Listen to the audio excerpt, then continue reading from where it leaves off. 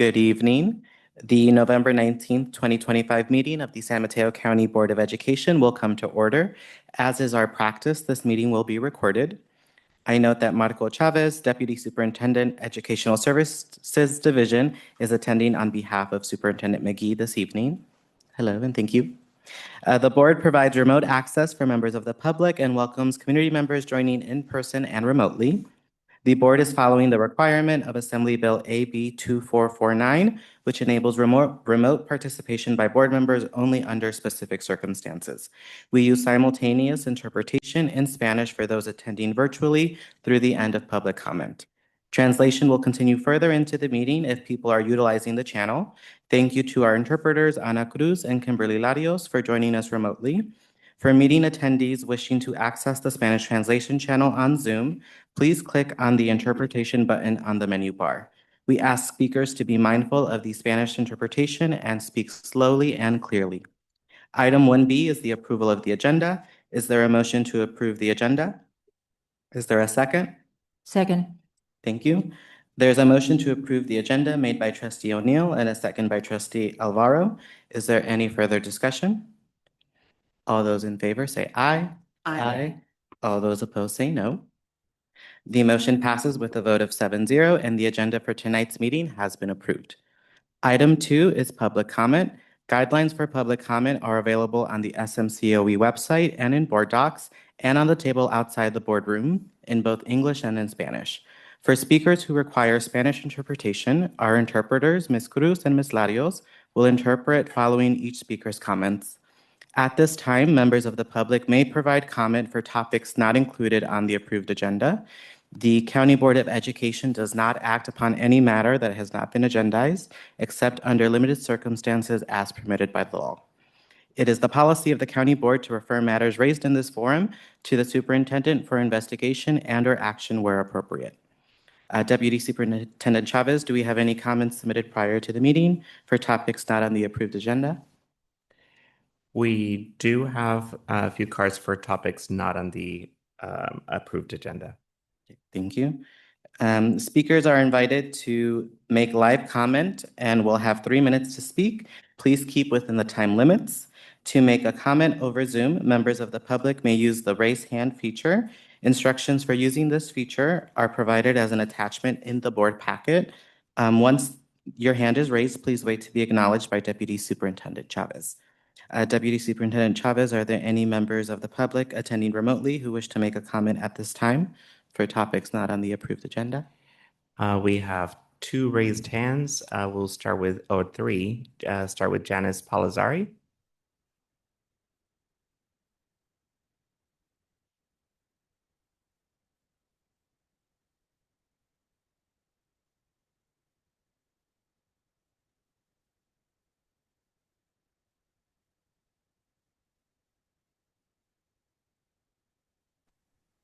Sorry. Oh, you're, Okay, I just unmuted. Sorry.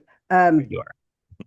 Good evening, President Torres, Board Trustees, and Deputy Superintendent Chavez.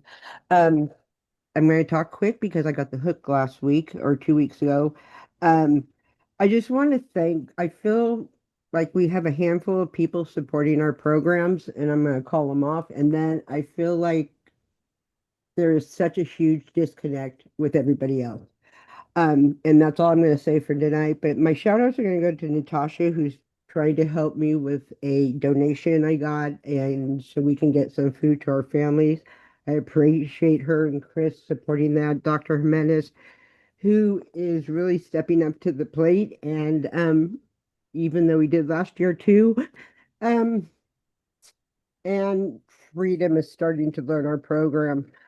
I'm just talking core community, and Nina was doing great. And I hear we're saying goodbye to Tammy Ziegler tomorrow because she's done her time with us. Other than that, I'm really trying to be positive and really hope that people can start understanding they have a school program that they should be caring about and supporting, even if it's a little throw out of something. But I don't feel it. I don't think many of my other members feel it. And that's all I have to say tonight. Thank you. Have a good night. Followed by Karen Key. Thank you, trustees. I'm Karen Key. I'm one of the founding members of Ocean Light School, and thank you for letting me address you tonight. Last week, I attended a meeting organized by the Laguna Salada Education Association, or LSEA for short, where they had a researcher present her arguments against having a charter school in North San Mateo. One of the points is that the board of the directors of the proposed charter schools does not have employee representation. The second point she made was that as the board is appointed and not elected, there is no accountability structure, and the board would be free to do as it wishes. I wish to counter those points. Firstly, given that we have not been granted the charter petition as yet, there are no employees in the school, and hence there can be no employee representation at present. This is not to say that things can't be changed if the charter petition is approved, and perhaps in the future we may have an employee on the board. Secondly, the point about accountability, the board of the proposed charter school would be accountable to you, the San Mateo Board of Trustees. The charter petition is only for 5 years, and we understand that after this time period, we'll have to come back to this board to petition to make sure that the charter is renewed. Hence, the stakes are higher for the board of the charter school to ensure transparency and accountability to all the families that would attend the charter, to ensure that all students are held to the right standards, and the standards are upheld to make sure that the charter is renewed. In fact, this makes the board more accountable than any other boards of any school districts. Moreover, the board meetings are subjected to the Brown Act, and members of the public will be able to question the board and probe them as necessary. So I do not feel that the points raised by the union are valid regarding the proposed Ocean Light petition, and ask that you take these points in consideration during your deliberation. Thank you. Thank you. Next, we have Yvonne Chan.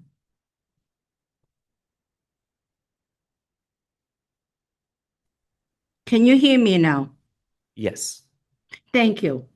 And good evening, President Doris and Honorable San Mateo County Board and Deputy Superintendent Chavez. My name is Yvonne Chan, and I serve on the Los Angeles County Board of Education, we call it LACO, as well as on the Association of California County Boards of Education, in short, ACCBE. So tonight, on behalf of ACCBE, I want to sincerely thank you for being a founding member. Your active engagement has guided our work with actually San Mateo's vision in mind: excellence and equity in education, every student, every teacher, and every school.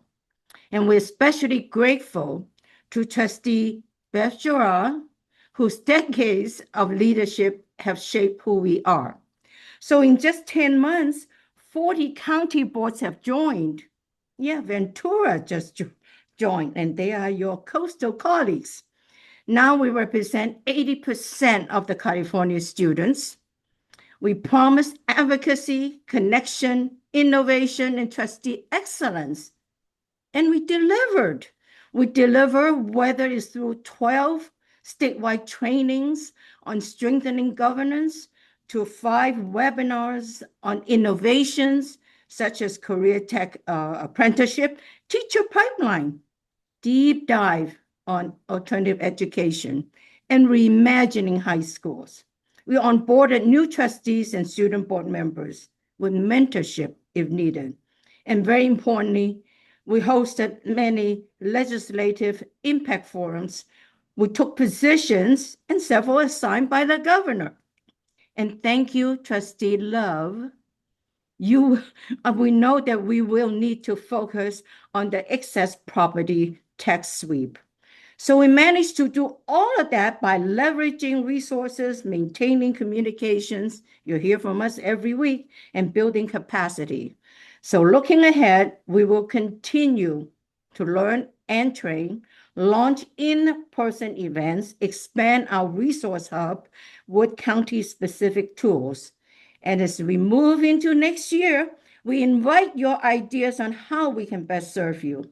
And thank you for your leadership and your belief in the power of county boards working together can and will shape a hopeful future for all students.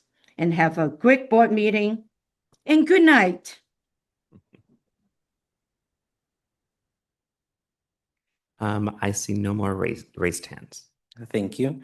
Members of the public may also provide live comment in person. Deputy Superintendent Chavez, are there any submitted cards for topics not on the approved agenda? Yes, we have 7 cards. So we'll start with Megan Elsbernd, followed by Kathleen Beebe. Good evening. My name is Megan Elsbernd, and I am the president of Laguna Salada Education Association, which represents the certificated staff of Pacifica School District. I'm here in capacity as a union member to make my public comment in opposition to Ocean Light Charter School. The last 11 months have been a tumultuous time for the Pacifica School District. Since before COVID, we had seen a slow decline of enrollment, and the pandemic exacerbated it. Administrators in Pacifica School District had slowly been kicking the can and looking for Band-Aids. Last year, there was a turning point, and there were no more Band-Aids, and this meant decisions were made that caused much unrest, sadness, and pain. The district administration was definitely in a tough situation, and there is no debate that their resolution could have unfolded more smoothly and could have been and should have been dealt with in a more responsible way. I had seen talk of Ocean Light floating around online, but it wasn't until I was called to a meeting at the district office that I learned the application was in fact already on your desks. The ball was really rolling. Charter schools are new to me, and I needed to do my research. As I did more reading, learning, and understanding, it became more obvious to me that this specific charter proposal did not present a quality application that is best for students or educators. I read through the 1,000-page document. Big ideas and big concepts, but not enough to warrant approval as a diverse option in the county that is not currently available, as justified by the district presentations in October. The main findings I've learned that are different than other charter applications that have been processed in the state include noticing there are no identified employees on the founding board of directors. The board is self-appointing, not elected. There is an inequitable enrollment plan that will prevent their diversity goals, inaccurate and false data with poor comparisons to unlike charters. The Ocean Light application does not meet the definition of a countywide charter. The approval of the charter school will likely have an adverse impact on all Pacifica students through cuts to staffing, programs, and services, and even potential school closures in Pacifica. Pacifica can barely operate 6 schools with their finances, and certainly not 7. Pacifica needs time to calibrate over the co-location and restructuring of last year. I encourage you to vote no in December and reject the application. Thank you. Thank you. We have Kathleen Beebe, followed by Joan Weldman. Good evening, board trustees. Kathleen Beebe from CTA here. I'm here to speak on the Ocean Light Charter petition that is under your evaluation. As I am the CTA staff person assigned to Pacifica and all the districts that are potentially impacted, I thought a few words might be in order. As I said previously, CTA supports charters and in fact has many charter chapters. But again, CTA does not support this charter as presented. The data in their 1,000-page application is at best faulty, at worst deliberately misleading. The presentation by the superintendents at the last meeting clearly emphasized only the glaring misrepresentations, but the document is replete with them, which I'm sure you have noticed as you've gone through. Certainly your staff will find them. But as importantly, and I don't want this lost, is the resulting financial devastation on those districts should this go through. I am, as the members are, acutely aware of the declining enrollment in these districts and the loss of the money that equates to these districts we have to live with every year. People don't see the impacts of this loss on the yearly declining enrollment.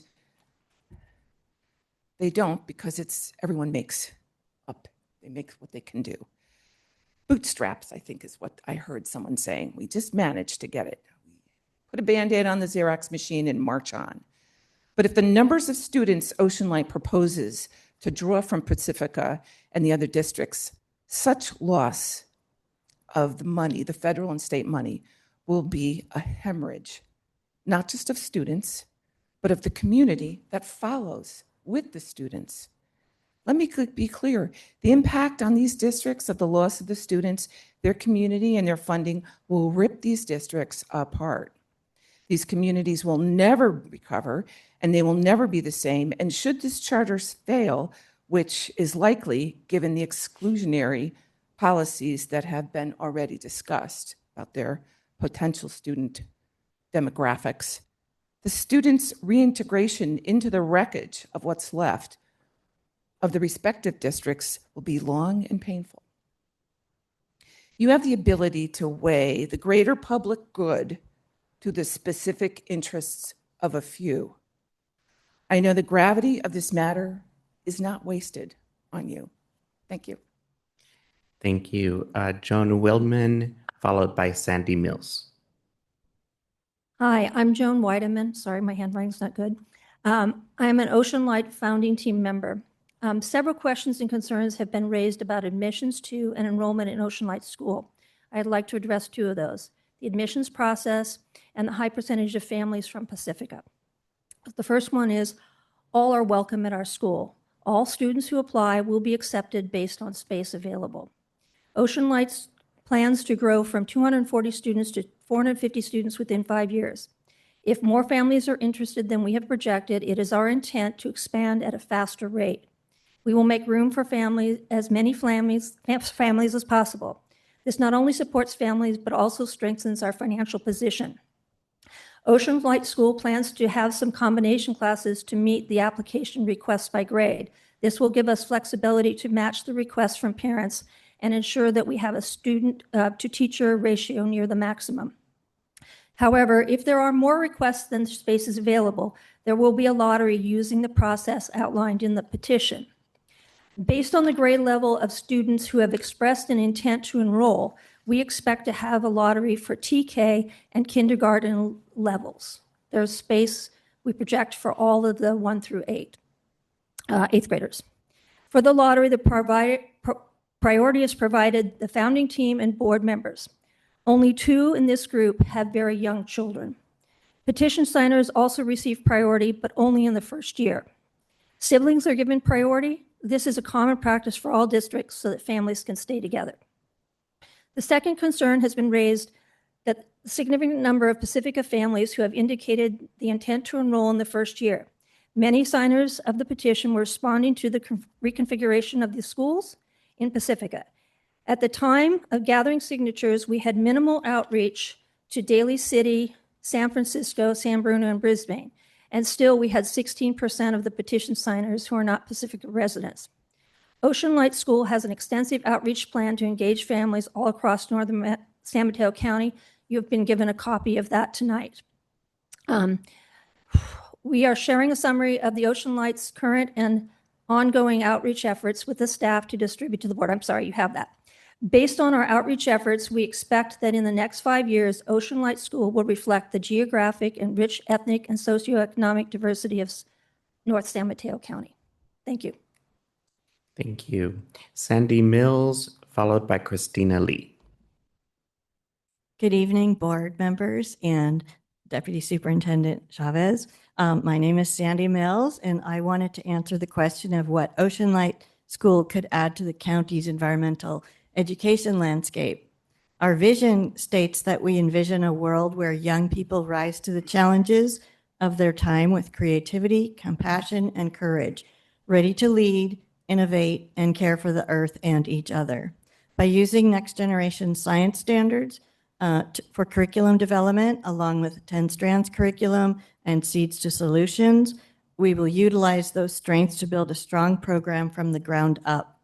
These programs embrace our philosophy of project-based and experiential learning. We believe that using this as a basis for cross-cultural, cross-curricular subjects, students will be engaged in environmental education in a purposeful way, while also developing a sense of responsibility and connection to and for their community. We are fortunate to be in an area of the San Francisco Peninsula where the ocean and bay are steps away so that students can conduct field research with local specialists, gaining real-life experience in data collection, analysis, records keeping, and problem solving. This research can also lead to students becoming leaders, to change makers in local areas in a way that will make sure their voices are heard as they grow and mature throughout their academic career. By having environmental education and project-based learning as one of our pillars, all staff agree from the beginning that this is our compass, our end goal. This also means it is integrated into our daily teaching and learning. By embedding these ideas and lessons into everyday curriculum, students will develop a deep understanding of ecosystems, sustainability, and habitat. Their natural curiosity about the world around them will be nurtured as they participate in citizen science projects, field research, and writing and presenting reports about their findings. Our 7th and 8th graders will be participants in the San Mateo County education programs such as the Environmental Youth Leadership Network and Summits as part of their solutionary projects and 2-week electives. We believe that the San Mateo County Office of Education is on a path to help schools under its jurisdiction to provide the best practices in environmental literacy. Since that is the emphasis in our curriculum, we will take advantage of as many of these program offerings the county has to implement those programs and therefore promote the county's commitment to engaging students in this evolving part of the TK through 8 curriculum. We also envision ourselves as a resource and model school for the county in your endeavors to promote the climate literacy challenge for all schools.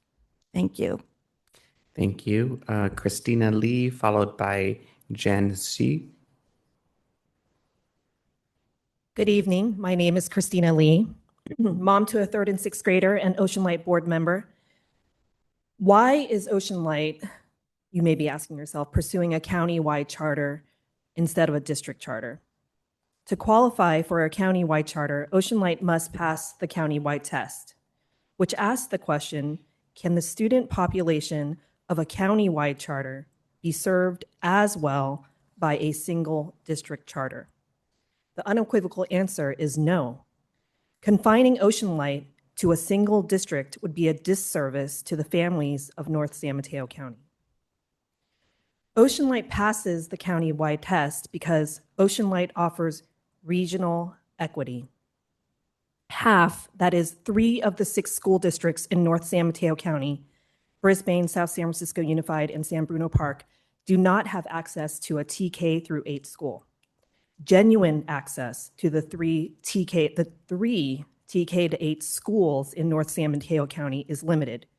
Bayshore Elementary is geographically distant, bordering the Daly City San Francisco border. FDR is limited to those within FDR's neighborhood boundaries. And Cabrillo has an extensive waiting list, and only a few selected in the school lottery will have the true opportunity for a continuous TK to 8 education. Further, there is no TK to 8 charter in North San Mateo County, while there are many in the South. Ocean Light passes the countywide test as well because it provides a unique and comprehensive program. Despite claims from school districts that they offer what Ocean Light intends to offer, none have Ocean Light's unique and comprehensive model incorporating environmental stewardship, experiential project-based learning, STEAM, and family partnership. Districts have highlighted garden programs, class projects, teacher training, and volunteer opportunities, but no district has presented a school-wide culture where these pillars are interwoven into the curriculum in every classroom. Ocean Light will offer a truly integrated learning environment every day to every student. Ocean Light further passes the countywide test because a school like Ocean Light is in demand. There is a reason why we were able to collect more than 300 signatures with intent to enroll in just 10 days. You heard all the speakers that supported us at the last public meeting. There's a hunger for a school like Ocean Light. There's a need for a school like Ocean Light. No single district is providing an option even close to Ocean Light in North San Mateo County because no single district can provide a school like Ocean Light. Ocean Light is intended for and designed to serve students across arbitrary school district boundaries. We are primed and ready to serve families in North San Mateo County. Thank you. Thank you, Jen Sue, and our last speaker, Donald Burdett. Good evening, trustees. My name is Jen Sue. I'm an Ocean Light board member. I have two comments to address concerns on our county-wide petition. One of them is outreach, which Joan already touched on. So 16% of the people that signed our petition are outside of Pacifica. A lot of the concerns keep saying that this should be a Pacifica district charter. However, they have clearly stated that they would not approve it, and there are concerns. Ocean Light builds on Ocean Shore's legacy, but the intent is to serve a broader community beyond Pacifica's border. As you can see from our outreach efforts that we've actually shared with you and we plan to share with the staff, we are building on our efforts to reach out to Daly City, South San Francisco, and hope to have a positive regional impact. The second point I wanted to make was about the concerns about ADA. So most of the other districts have said that there are concerns that the funding would impact their district specifically. However, this would be across multiple districts rather than just one.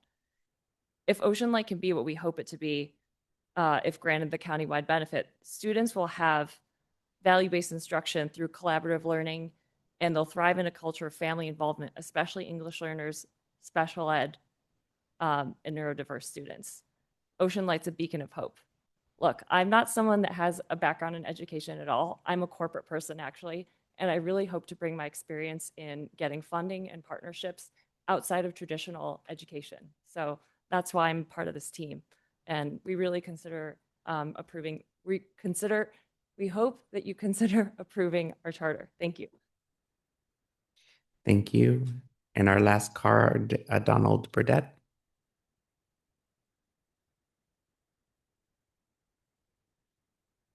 Good evening. My name is Don Burdett, Mills High School teacher, father of 6, and Ocean Light board member. In the context of our case for a countywide benefit, I want to speak frankly about the impact of the decision before you. If Ocean Light is not approved, we have an exceptionally capable and talented team that has worked so hard on this. Look at what we've accomplished in just a matter of months. We are not only capable, we are driven. We will continue our efforts. Because a no at the county level by this board cannot be appealed, we will start over at the district level, most likely Pacifica. We will then be rejected at the district level by the Pacifica School District, as we would at any other district in northern San Mateo County. They have all made it very clear they do not want a charter. We will then appeal to the county. We will be right back here again in as short a time as possible. But we'll be asking for approval for a school that cannot live up to the vision and mission as written in our petition today, because it will be confined to a single district, limited to just a select group of families based on their zip code. After rejection at the district level, the legal standard for our approval changes from you may approve our charter to you shall approve our charter based on findings, not discretion. Findings we clearly meet. This will lead to much greater ADA impact on a single district, but those who truly lose the most are the families in other districts who will be shut out from access to what Ocean Light offers. The equitable thing to do is approve Ocean Light as a countywide charter. But I don't want to focus on the negative. Imagine what we will do if you say yes. Look at what we've done in just a matter of months. Together with you all, we can create a school that serves and reflects the diverse communities in our county. A school that strives for consistent improvement in equity and diversity. We will not become an elite, exclusive institution. A school that serves as a hub for collaboration and innovation aligned with countywide goals. Ocean Light is aligned to your strategic plan. We can be the model school for the next generation of learning environments. A school that makes students into rigorous stewards of their environment and leaders inside and outside the classroom, where students thrive because of their differences. A school that fosters a community of communities, a family of families that makes every student and family feel welcome, supported, and celebrated. That makes teachers feel respected, consulted as experts in their field, and as collaborative creators of curriculum, and supported by a community of families involved in the school at all levels, especially the classroom.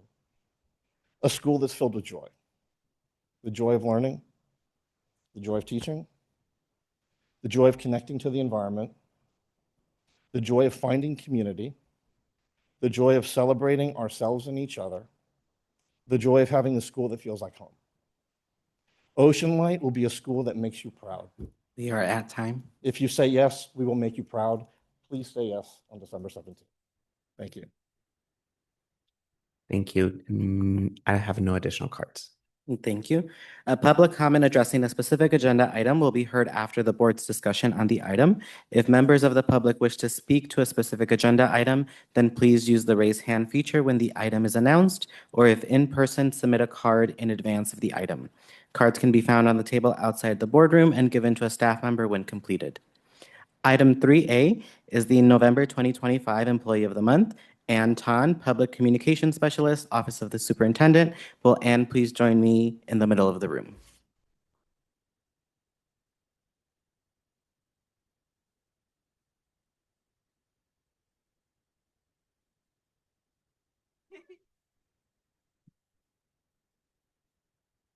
So each month, the board and the superintendent recognize an employee for providing outstanding service. For the month of November 2025, we recognize Ann Tan, Public Communications Specialist, Office of the Superintendent.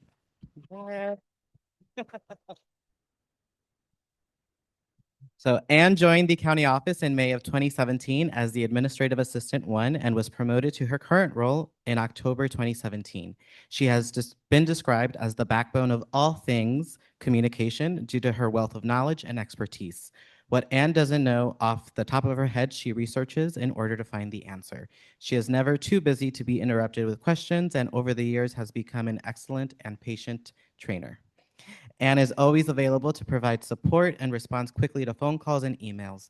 Everyone can see how busy she is by the amount of work product and tasks she accomplishes throughout the day, all the while maintaining the most pleasant of attitudes and friendliness.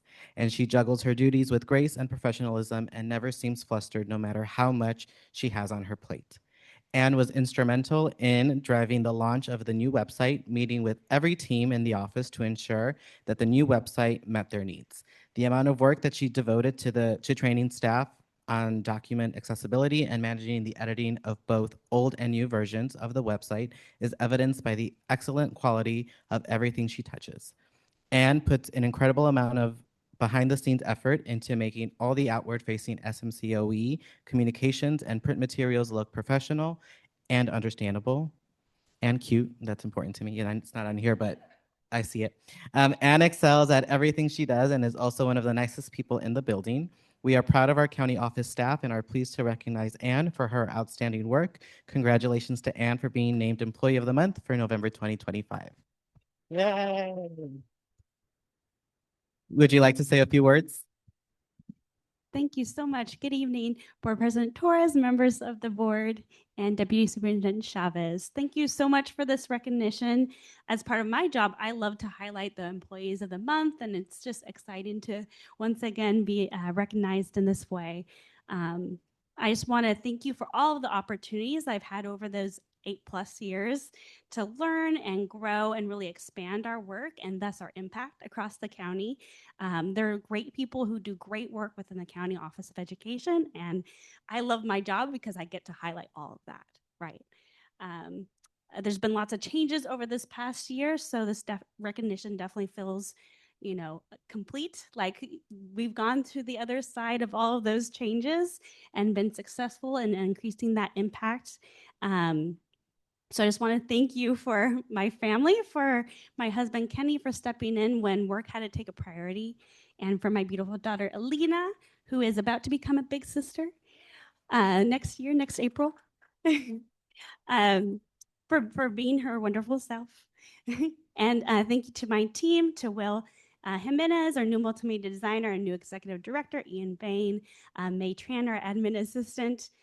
Through all the different changes, I'm looking forward to the next year and bringing us to the next level. Thank you.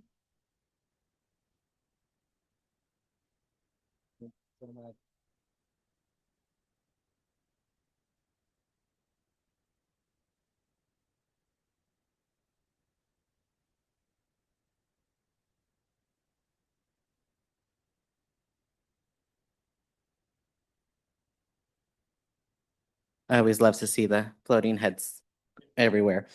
Moving on to item 4A, we have the introduction of Ernesto Lomeli Rodriguez, Supervisor Information Systems, District Business Services.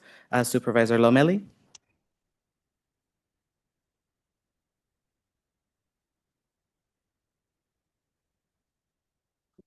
Good evening, board. Board pre- There we go. Is it better? There we go.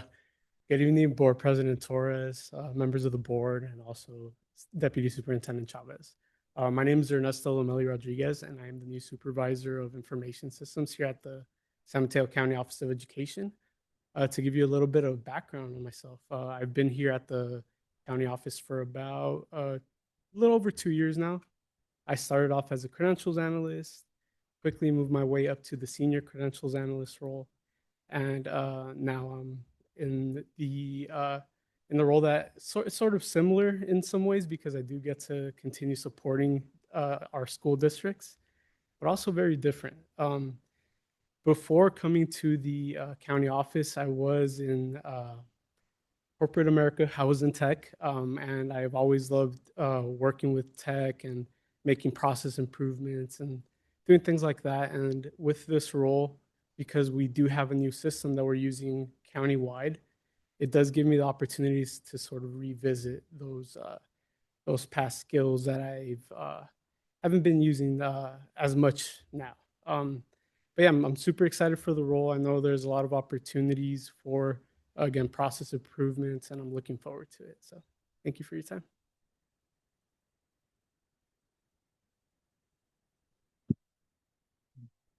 Thank you and welcome. So for item 5A, is there a motion to approve the minutes of the October 22nd, 2025 regular board meeting as presented? So, second. Thank you. There is a motion to approve the minutes of the October 22nd, 2025 regular board meeting made by Trustee O'Neill and a second by Trustee Gerard. Is there any further discussion? I'd like to recuse myself. I wasn't present. Okay, thank you. All those in favor say aye. Aye. All those opposed say no. Any abstentions? That's when you say yeah. Yeah. Yeah, you're abstaining. Okay, I abstain. Thank you. The motion passes with a vote of 6-0 and one abstaining. The minutes of the October 22nd, 2025 regular board meeting have been approved. For item 5B, is there a motion to approve the minutes of the November 5th, 2025 governance workshop as presented? Is there a second? Thank you. There's a motion to approve the minutes of the November 5th, 2025 governance workshop made by Trustee O'Neill and a second by Trustee Love. Is there any further discussion? All those in favor say aye. Aye. All those opposed say no. Anyone abstaining? The motion passes with a vote of 7-0 and the minutes of the November 5th, 2025 governance workshop have been approved. Item 6 is the consent agenda. The consent agenda is not debatable and requires a unanimous vote for passage. An item may be removed from the consent agenda and placed under the regular order of business for separate discussion and action if any member of the board, the superintendent, or the public so requests. Is there a motion to approve the consent agenda?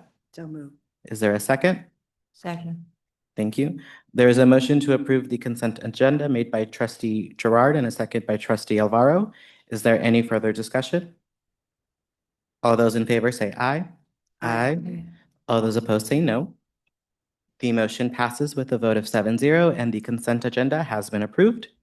For item 7A, Dana Uni, Executive Director, District Business Services, and Kevin Baltima, Deputy Superintendent, Business Services Division, will provide a report on the implementation of the Enterprise Resource Planning financial system.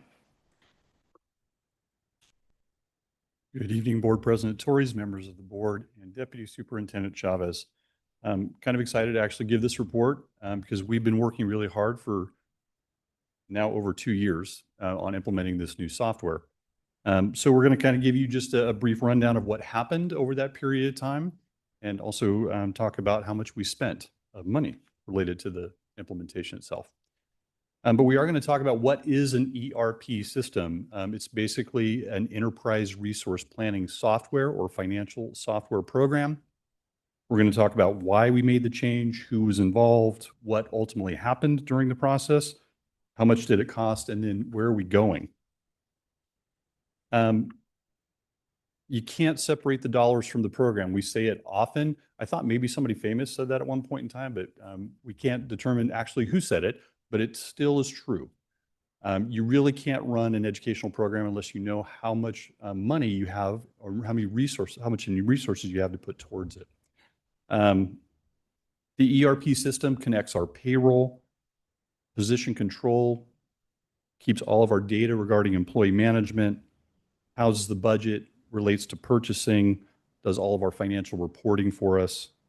It automates workflows, and we added the last two, which are kind of add-ons to the system, employee leave accounting and employee onboarding. So I did include just if you log into the new system, this is what you see. We thought it was important to actually include a picture of the county because this is a county-wide software. Sometimes you'll see county offices put themselves in here, but the reality is this is software that's used by every LEA school district across San Mateo County. But ultimately, why did we make the change? We were looking for more improvements in integration between our employee data and our positions, our assignments, and how we budget. We were looking really to reduce operational costs.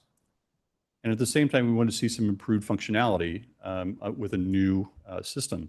Areas of position control, 90% of our school district budgets and a very large percentage of our budget is in people that we hire to serve students.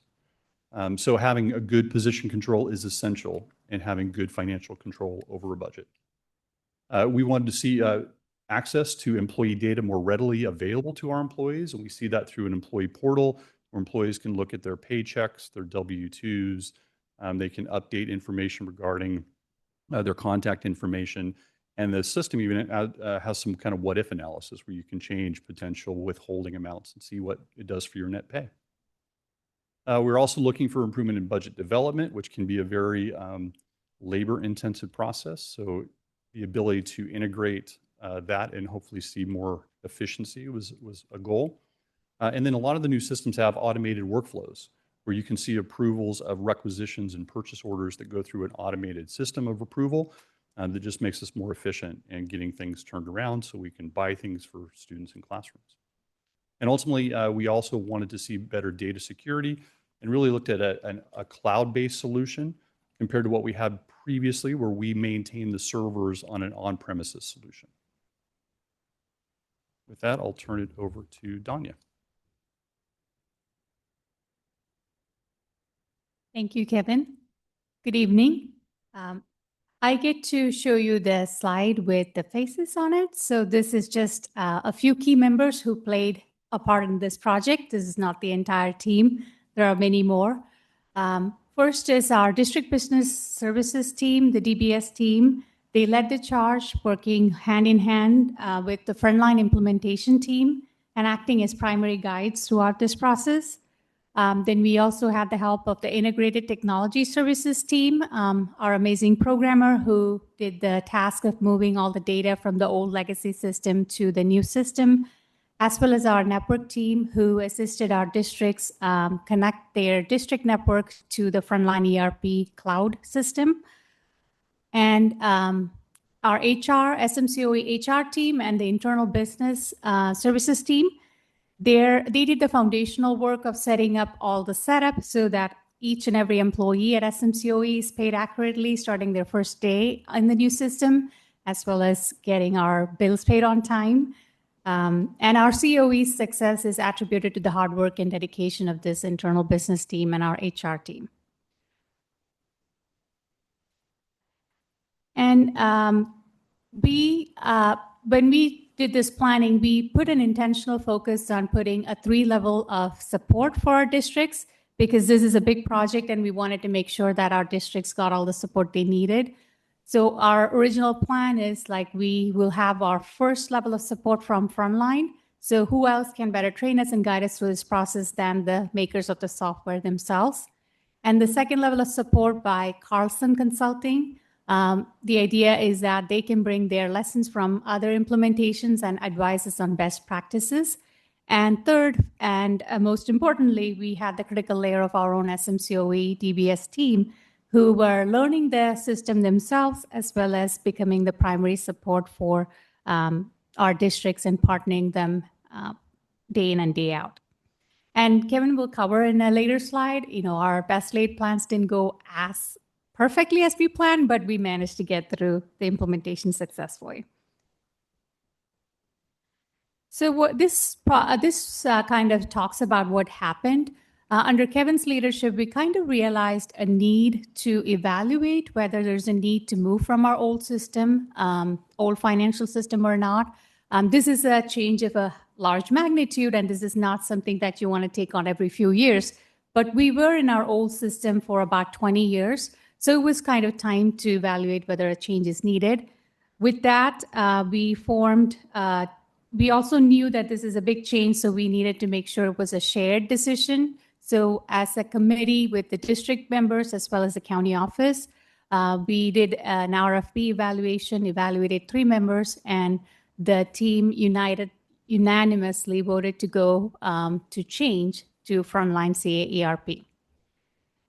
And after that, we started the project in April 2024. So this is the project dashboard. So what this is it's to manage a project this big a scale. We wanted to make sure that our stakeholders know what our status is. And this is a weekly project dashboard that the Frontline project manager was updating. And at a quick glance, we will know if it's green, we're all good, we're on track. Whereas if it's yellow, then we need to pay some attention. And if it's red, we are at high risk. So we didn't just keep this status board just for ourselves, but we published it weekly on our Frontline implementation page on our website for our stakeholders. And we also updated them on a monthly basis of the status of the project through webinars. This slide kind of gives you, we just wanted to show you the tasks that were assigned in the project plan. So I just pulled out all the tasks that were assigned to the SMCOE team. And there were like 411 tasks, and they're just not 411. If you multiply it by the 23 districts, that's how many. And I always say 23 districts, but we also have to take into account we have the county office kind of set up as a district. So if you do that 24, it's almost like 10,000 tasks. And the other factor to kind of mention is we have around 1,000 users if we count the site users in the ERP system. So the change meant bringing them along through the journey as well. And this slide kind of captures the timeline of what happened. When we started the project itself, we dedicated 2 training rooms that were heavily used all throughout the implementation process. And we had the support of Phil from Carlson Consulting. He was also very generous because initially we thought we needed 2 days of working sessions for our districts, but it ended up like Phil had to spend all 5 days and most of the time late in the night so that our districts needed the support could come to him. And one of the most important priorities that we set for this project is to make sure the pay was accurate. We wanted to make sure everybody was paid correctly. With that in mind, the pay compares of gross pay compares started in November, and we went to the net pay compares and payroll simulations. And along the way, we also started 2 minor implementations with the ERP system, which is the Frontline Central product and Frontline Absence product. We started Central in February and then Absence in March. So all this work was in preparation to our major milestone, which is the go live date of July 1, which we did. And just recently, October 31st, we shut down the access to our legacy system, which kind of closed the project. With that, I'll turn it back to Kevin. The pictures don't do it justice. When the spreadsheet related to the implementation plan was one of the largest spreadsheets I've ever seen. It was just pages and pages of notes related to this project. So I don't think we did it justice. We just kind of showed you the one summary little page there. But moving on, listen, we did have a good plan we thought in place, right? But as the quote says, not all plans work out, and that certainly wasn't true, or was true for us. What we didn't know, it was a couple of weeks after I think we made our final decision to move to Frontline, San Francisco Unified also chose to move to Frontline ERP, and they actually chose the same go live date. So all that Carlson Consulting kind of second level tiered almost got sucked away from us completely. Luckily, they left Phil, who was very capable, and we really appreciated his work. But that posed a real challenge because San Francisco's big, and they took up a lot of additional resources, not only from Carlson Consulting, but Frontline was then also pulled in that direction. So a real challenge to have the same go-live date as our neighbors up north. And life happens, right? So we had some really key employees who had a baby, took a different job, things changed. So we didn't have the same staff for the entire period, and that's just life. But luckily, we have some really amazing people that were able to kind of step in. We did have some really great collaboration, or the challenge, I should say, was collaboration between business offices and HR offices, which I don't think we really kind of realized originally. We would often get calls of like, hey, this is a real challenge. We're struggling in this area. And it often wasn't about software. It was about the fact that HR departments in a district were having to do a lot of things they had never done before related to setup, and business offices weren't often talking to their HR departments. So sometimes we were kind of as intermediary within a district of just, hey, here's how you have to work together, kind of implementing this new system. And it can't be overstated, we're doing an implementation for 24 LEAs that have different cultures, different bargaining unit agreements, different practices. And so we were dealing with that from a high level, but it flowed all the way down to every school and every district that we serve in this county. Finally, we think it was successful.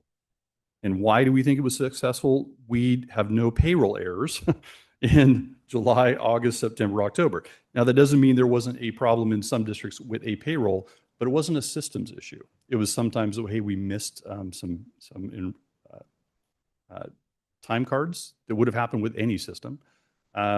So there were some of those instances, but it was not, the system wasn't calculating correctly. We didn't see checks going out for $5,000 more than they should have, or people not getting checks at all. So that's the first thing. We knew payroll was good. The second thing is we weren't getting calls. There weren't people calling us panicked that something was wrong. And we weren't getting any calls from the news or the press, which we thought was really highly successful. We also imported 3 years of prior year data. So imagine you put in a new system, you lose all of that, you know, as Donnie mentioned, 20 years of data. Well, I say Brian Batterina from our office was able to pull that old data and get it effectively in the new system. So day one, some trend analysis could be occurring as we started to do budget development. We did see every LEA implement their 25-26 original budget through the new system. And I'll give Danya a lot of credit about this. We had some real concerns early on about how districts were going to get historical data, because that was on our servers. And we knew we were going to come off of the old system. We were able to work with a consultant. I say we again, Danya. Worked so that we found a program that could create an app for us that could basically access all of that data out of the servers that we have. So we have full access to all the old data, and we're currently continuing to refine that to get better reporting information out of that old system. Saved a ton of work because districts didn't have to go out and print a bunch of reports or come up with different methodologies for saving all those old reports. Huge win that is kind of one of those quiet wins. User training provided across the county. Training was going on all the time.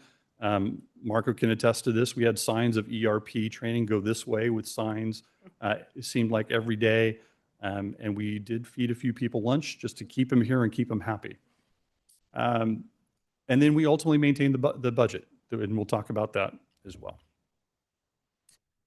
Why were we successful? I think one is we had really strong servant leadership in this process, and I'll look to Danya as a perfect example of that.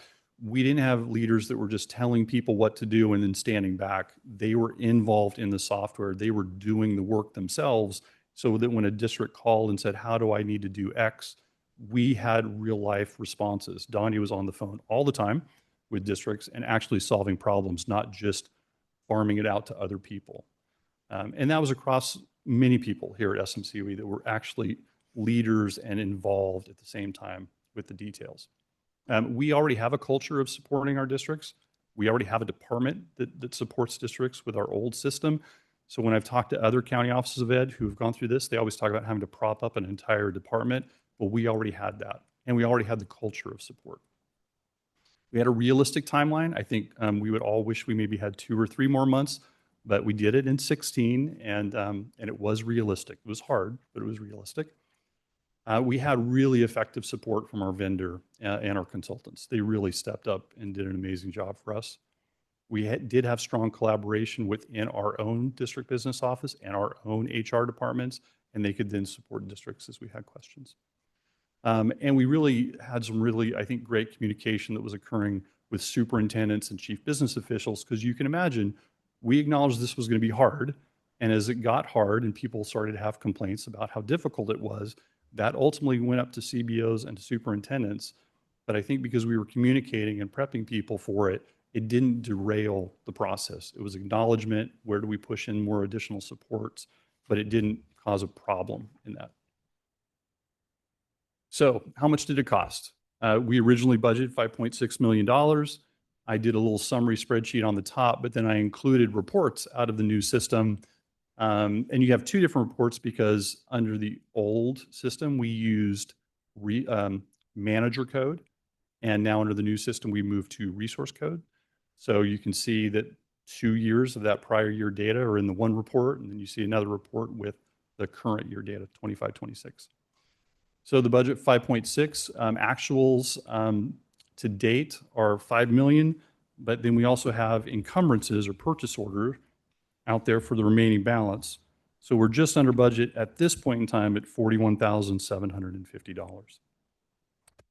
We will adjust our budget at second interim to capture the fact that we have an encumbrance out there at 1.1 million. So we'll adjust that $600,000 in the current year. But we did underspend in 23-24. So overall, over the 3-year period, we're going to be right on budget. And one comment I need to make about that, the fact that the county office paid for that was one of the things I think that made this successful. I have seen in when LEAs choose an ERP system, the high cost of implementation can often get in the way of making a good decision about what system you're going to use.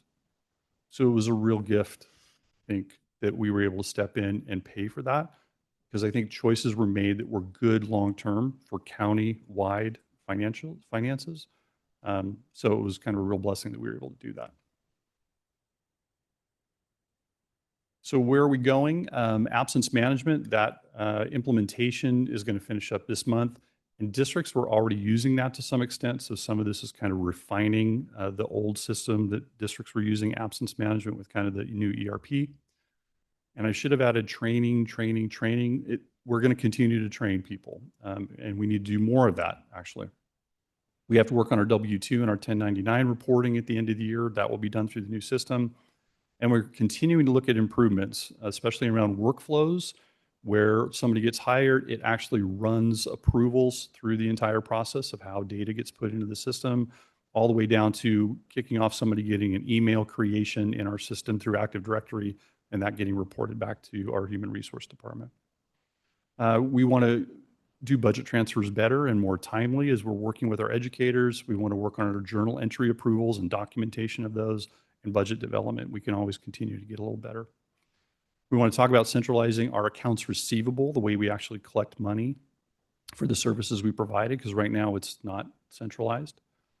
And we want to get better financial reports. They are somewhat more canned reports than we may have seen in the past, but there is some ability for doing some customization within them. So we want to learn more about that.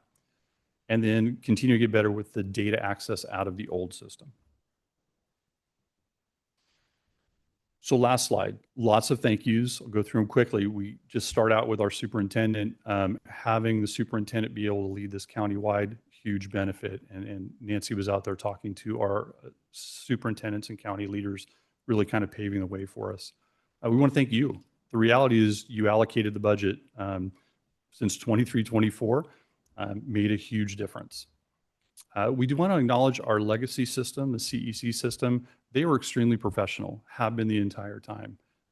Helpful, and can't say enough about the way they handled the transition, which often isn't easy. Definitely want to shout out our frontline ERP staff. And these ladies' names, Carol, Margie, Renee, Jane, Natalie, and Kelsey, they lived with us for 16 months. And it wouldn't have happened without their expertise. Carlson Consulting, thank them. They stepped in. Definitely Phil. Phil's a favorite in all the districts. If you go around, everybody seems to know him. Our DBS team for everything. I couldn't mention all the things to thank them for, but it was every day doing it all.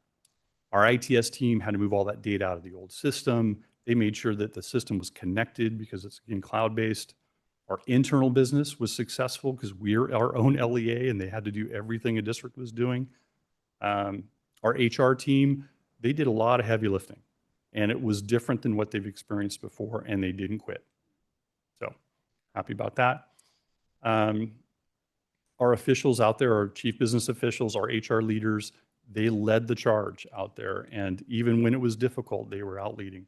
And then just acknowledging everybody out in these districts, if you're accounts payable clerk, if you're payroll, you have a full-time job. And we were asking you to do this on top of that, and that work got done. So just continue to acknowledge that this wouldn't have happened unless somebody was working really hard in a district, long hours. So we're very thankful for that. So with that, I think the ERP then at this point, we feel is kind of done. Are there any comments or questions from the board? Trustee Alvaro? Good gravy. Danya, first of all, thank you so much because we know who does the heavy lifting. And he just sort of waves his hands. We know this already. And then Kent doesn't have to take the blame for yourself. That's a great quote from Mr. Hawking there. I did have a question though, besides congratulating you. And I mean, once upon a time, I imported a construction company onto a new software platform, a new business software platform, which is like, this much of what you had to do. And it was rugged. So congratulations. My only question is about the cloud. We've seen, and just happened again 2 days ago, I think, that every now and then the cloud hiccups. And if everything we have for us and for our districts is on the cloud, what happens if that is a hiccup and people are trying to, people at the local level are trying to do payroll or, pay their bills or, how do you back up a backup? What's the answer to not just relying on the cloud 100%? Well, there's the reliance. Certainly, we're relying on that system to work and the redundancies that they've built in related to that. So we are in a trusting kind of relationship there. Related to our area, though, if there's power or something local, the improvements that have been made to this building along with the generator would keep the power on so that at least the system could run and connect. And that would allow the connection to happen across the county, I believe. So yes, there's always going to be a risk that something could happen with Frontline and its servers and the way it has it, but they are currently serving 43 or so of the counties. So we're all in it together. Yeah. So some safety in numbers, I guess, is probably my best answer. So what happened a couple of days ago wasn't that a company equivalent to Frontline went down. It was that the cloud went down. And, a lot of things that I don't care much about, gaming platforms, Twitter, X, whatever he calls himself these days, Dropbox, those things all were offline for quite some time. And it really affected a few systems. And even in Europe, there were some transportation systems that went down. I know that like New Jersey's train system was offline. So it wasn't the program they were using, and it wasn't the provider, it was the cloud that they had things stored on. Now, why it didn't affect everybody, I don't know. It was some subset. So that's my concern, is that, you know, obviously you don't want to have, you know, printouts or floppy disks sitting in a drawer or something.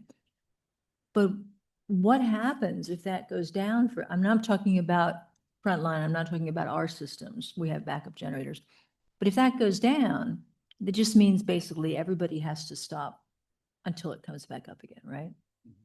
Yeah, I mean, I guess it's reality. It's not like there's anything else you could do. I just was asking if there was something. Yeah. And the fact of us maintaining our own servers, there's certainly some cyber risk associated with all of that, of maintaining our own patches, doing that work. So we've kind of moved to, it's not foolproof, but kind of, I think, standard is the current standard is to have a cloud-based system with multiple redundancies. So we think this is the right way to go. But is there always risk related to cybersecurity? Yeah. So in terms of multiple redundancies, what you do not have is on-site servers hosting anything. Right. So that's correct. And Frontline also doesn't have on-site servers hosting. They're just pumping everything up to the cloud, right? Yeah. You know. Yeah, Frontline does offer option of either hosted or on-prem. So I do know that their preference for all the new customers is hosted, but some of their older, like people who have been there for like 20 years, 15 years, I do know that some counties do have the on-prem solution. But then you've got the security situation again. Correct. So, okay, thank you. Thank you. And Trustee O'Neill? And first of all, I'd like to say thank you. It looks like it's an impressive system, having gone through working for banks, several conversions. I know what a pain in the rear it is. Okay. But I do have a question is, there's some issues that all the districts are facing. And I was wondering, does this system give some flexibility so that a district can forecast like declining enrollment? Can it forecast closing or combining schools, labor negotiations, different scenarios? If you put this much in benefits, if you put this much in salary, et cetera, is that, you know, and even in the case of Ocean Light, if this many kids from North County go there, what is the financial impact to each school district up there? Yes, I mean, I think there's some improved tools for doing that analysis. There isn't one tool that could tell you like the impact of closing a school per se, but anything financially related, yes, there's tools here. You can take salary schedules and multiply them by a percentage, and it can extrapolate costs out that way. Getting a 1% cost by bargaining unit is simply one report, and you can get that cost. Multi-year projections can be built into the system with a lot more detail and noted within the system itself. So all the tools to do the things you described are, in my opinion, more readily available and easier to use under this system. And the nice thing about it is it really connects employees, positions, and budgeting all into one. So it's not like you're paying people over here and then budgeting over here. They're actually connected. So when we budget, it's based on what that person is going to be paid. So you would be able to almost I know in some of the business I've worked in, it was more cost center. So you have become more of a cost center centric, so that this is how much the school costs to operate. And yeah, I mean, again, it's really utilizing full standardized accounting code structure. So, you know, we moved to resource-based versus management-based because we think that'll give us more detail like you're talking about. Districts don't tend to run income statements by school site, especially if they're unified, because typically elementary schools make money and high schools lose money. So they don't typically run their income statement or balance sheet by a school site. But it definitely gives you tools that you could run costs by school site, by function code, goal, resource code for sure. Okay, thank you. Well, let me follow up. Is that something that we will be able to offer districts, or is that an additional cost for a district? Nope, all that data is all available in the system. It's just how they set up their chart of accounts and how they want to be able to run their reports, but that's all available to them. Okay, thank you. Trustee Love? Thank you. I just want to congratulate and thank you both for all the work. I know it was a lot. Executive Director Uni kind of jumped into that role and has done an amazing job, still smiling. I also love that hearing about these kinds of things that the county office is doing to support districts, because sometimes we hear, oh, the county office should be helping with IT. The county office should be doing these things. And I feel like because of my experience, sometimes I'm like, actually, the county office does do a lot of things and looks for ways to make things more efficient for districts. And I know you always have your eye, particularly you, on how to do that. And when we have benefit, how to spread that around. So I just keep telling us all about it and we'll share it out. Thank you. Trustee Arias? I also want to congratulate you, even though I'm pretty new to, I wasn't here when this was approved, but I can say that I am a previous teacher at San Francisco Unified School District. And so one thing that I appreciate is that it went live on July 1st and not on the middle of a semester or in December when you're already have another system. And then all of a sudden, you had to, yeah. So, I mean, a lot of people know what happened there. So I really appreciated that, to see that. And also knowing that SMCOE paid for the system. And so helping the districts within the county, that's another thing that stood out for me. And also the strong servant leadership. That makes a difference. I think when a team or when decisions are made and that's not cohesive, it makes it really hard. So I'm very happy to hear that happened. So congratulations. Thank you. Trustee Gerard? Thank you. I just also wanted to say congratulations because I know how nervous you were. And especially when you flipped the on switch for the whole thing and to be able to go into something this huge and not have one paycheck be, excuse my language, screwed up is absolutely amazing. And I am so proud of all of you for all the work and hours and hours and hours you did, not only for our county office, but for support of all the districts in our county. So thank you so much, both of you, and everybody that helped. You had quite a list. Yes, I want to say thank you for just, one, getting it done, and then all the communication along the way. You did a really great job of just keeping us up to date as things were happening. And so when we finally get to this point, it's not all entirely new. So it's just amazing. And something that I remember is when the office had the Day of Learning, I know everyone was out at Sobrato doing their Day of Learning, but your team stayed behind because there was work that needed to be done. There were timelines and deadlines that your team were working on. So I just appreciate the dedication and the love that you have for your team and for everyone. So thank you. Are there any comments from the public? No comments from the public. Thank you. There is no action to take on this item. For item 8A, the board will receive information on updated superintendent policies. Deputy Superintendent Chavez? Yes, thank you. So this item is coming before you as an information item. This is Exhibit 4319.21-E, Professional Standards, because it was not previously added to the superintendent policy of the same number. It will be added to the San Mateo County Board of Education and Superintendent School Policy page, the CSBA Gamut platform. And just for some context, it's coming before you as an information item because back in March of 2023, the board policy subcommittee, county superintendent, and staff participated in a policy development workshop.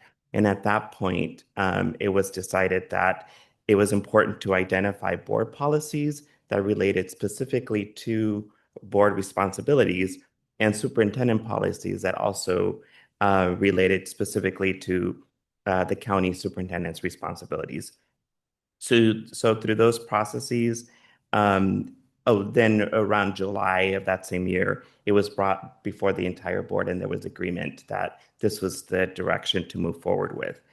And so as we update some of these policies, specifically, for example, board policies, they will be brought before the board for first and second readings, and then followed by board approval and a vote.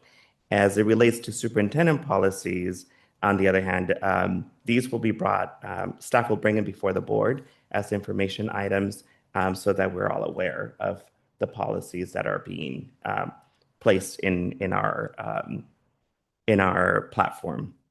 So for those reasons, we're bringing this one before you as information. So I'll take any questions if you have any. Thank you. Any comments or questions from the board? Trustee Bonini?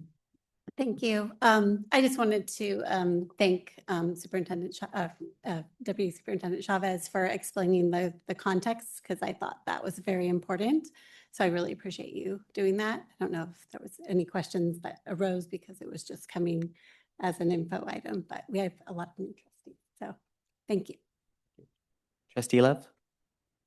This is just more of an observation. There's a lot of things in there, and I'm just curious, you don't have to tell me, about how you're going to assess how well you're addressing all of those items. Like, is there a system in place? Do you have metrics for all of those things? Yes. So we're working closely with our HR team to, and that team was actually Associate Superintendent Moore was the one that brought it forward as information that they will use in their processes. Other comments or questions? Are there any from the public? None from the public. Thank you. There is no action to take on this item.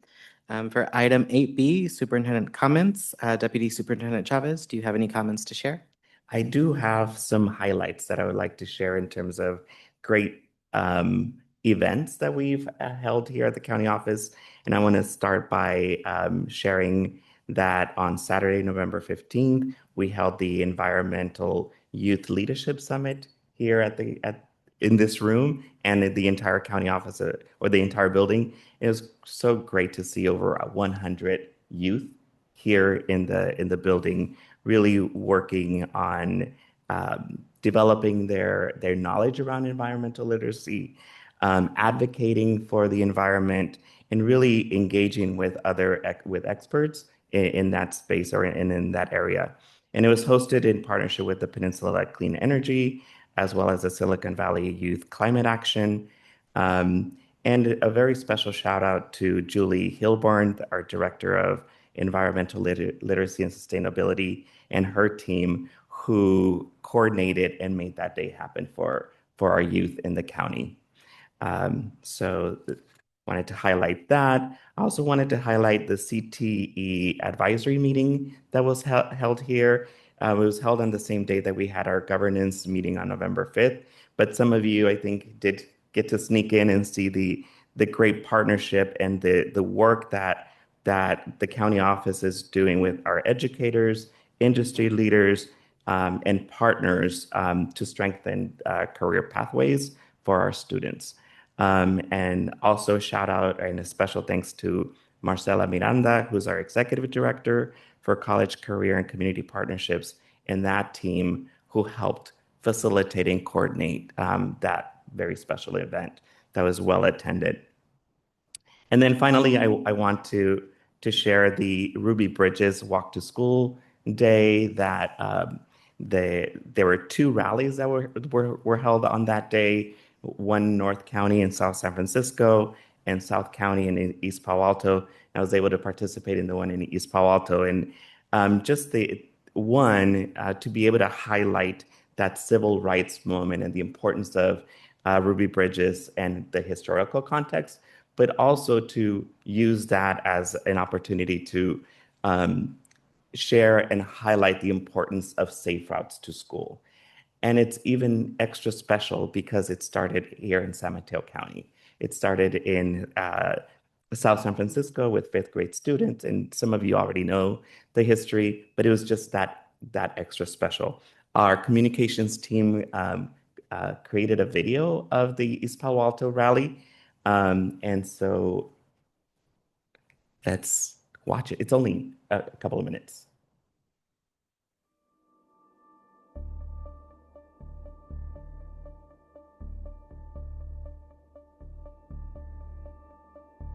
Welcome to our 4th annual Ruby Bridges Walk to School Day. It is a reminder of a community committed to action and service of community, courage, and justice. If you can see the vision, then walk like Ruby Bridges. I said, if you can see the vision, then walk like Ruby Bridges. Just at 6 years old, she walked into a classroom and made a difference. Her enthusiasm, her support from her family, wanting her to go to school, she walked through all of that and left a legacy for us. Ruby Bridges was truly inspirational. And today, it is so important that we continue that legacy, that you're able to walk to school on your own, but more importantly, that you have the resources and the skills and the support that you need to be successful in school.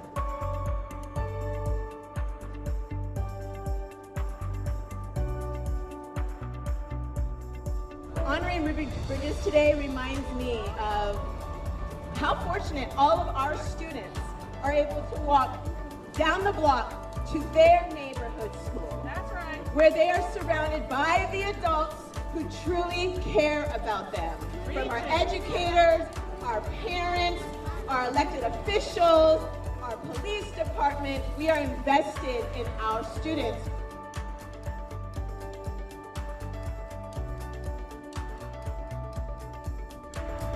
This is a reminder, this walk is a symbolic walk to ensure that we remain committed as a community to ensure every student feels seen, safe, and inspired. You can see the vision, then walk like Ruby Bridges. I said, if you can see the vision, then walk like Ruby Bridges.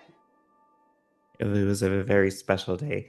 Castaño was my elementary school. That's where I went to kindergarten, so extra special. I do also want to add that the San Mateo County Board of Supervisors highlighted that this event on November 18th. They, with a proclamation designated November 14th, 2025 as Ruby Bridges Walk to School Day throughout San Mateo County. And a special thanks to Teresa Valles Kelly. She's our coordinator for Save Routes to School. And since 2018, when this fifth grade classroom started, she's been involved in making this happen, and it has grown nationally. So great thanks to her and the team for that great work. And Can I add something? Yes. A huge thank you to Deputy Superintendent Chavez, because prior to the event, I did email him with just my concerns of what measures were going to be taken given the ICE raids. And this is such a beautiful event that I didn't want it to be tarnished with anything or anything traumatizing. And he quickly reassured me that that was taken into account and they had the support that was needed in place to ensure that everyone was safe and able to participate. So thank you so much. And it was a great partnership with local law enforcement and other community organizations. And so lastly, before I close, happy birthday to Deputy Superintendent Baltima. His birthday is on December 6th. And Board Member Edith Arias on December 10th. Feliz cumpleaños. And also, happy Thanksgiving to everybody. Thank you so much. For item 9A, the board will now have a second reading and take action on the new board policy regarding student board members. Deputy Superintendent Chavez, back to you. Yes, thank you. So from the first reading, we took the notes and the feedback that was provided at that meeting, and we used also the recording, which was very helpful to really identify the feedback that was provided. So we made those adjustments to the policy, and we provided you with the red line changes and some of the adjustments, and then one clean copy. And so it's brought forth for second reading and your direction. Thank you. Are there any comments or questions from the board?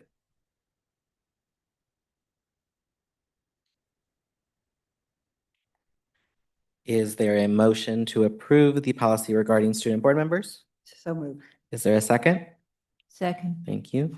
There's a motion to approve the new board policy regarding student board members made by Trustee Gerard and a second by Trustee Love. Is there any further discussion? All those in favor say aye. Aye. All those opposed say no. The motion passes with a vote of 7-0, and the new board policy regarding student board members has been approved.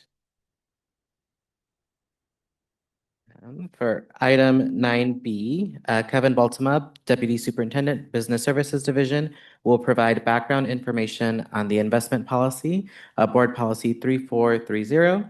Because this is a board policy, the board cannot make changes without a first and second reading. If the board requests changes, then staff will make the appropriate modifications and the item will be brought back for a second reading, at which time it would be agendized as a discuss/act item.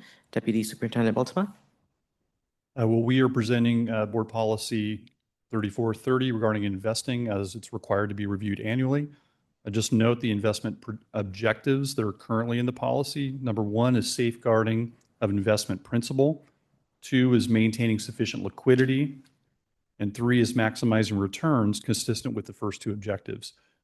Also included in the lead sheet was a note of the return on investment. We're seeing returns just under 4%.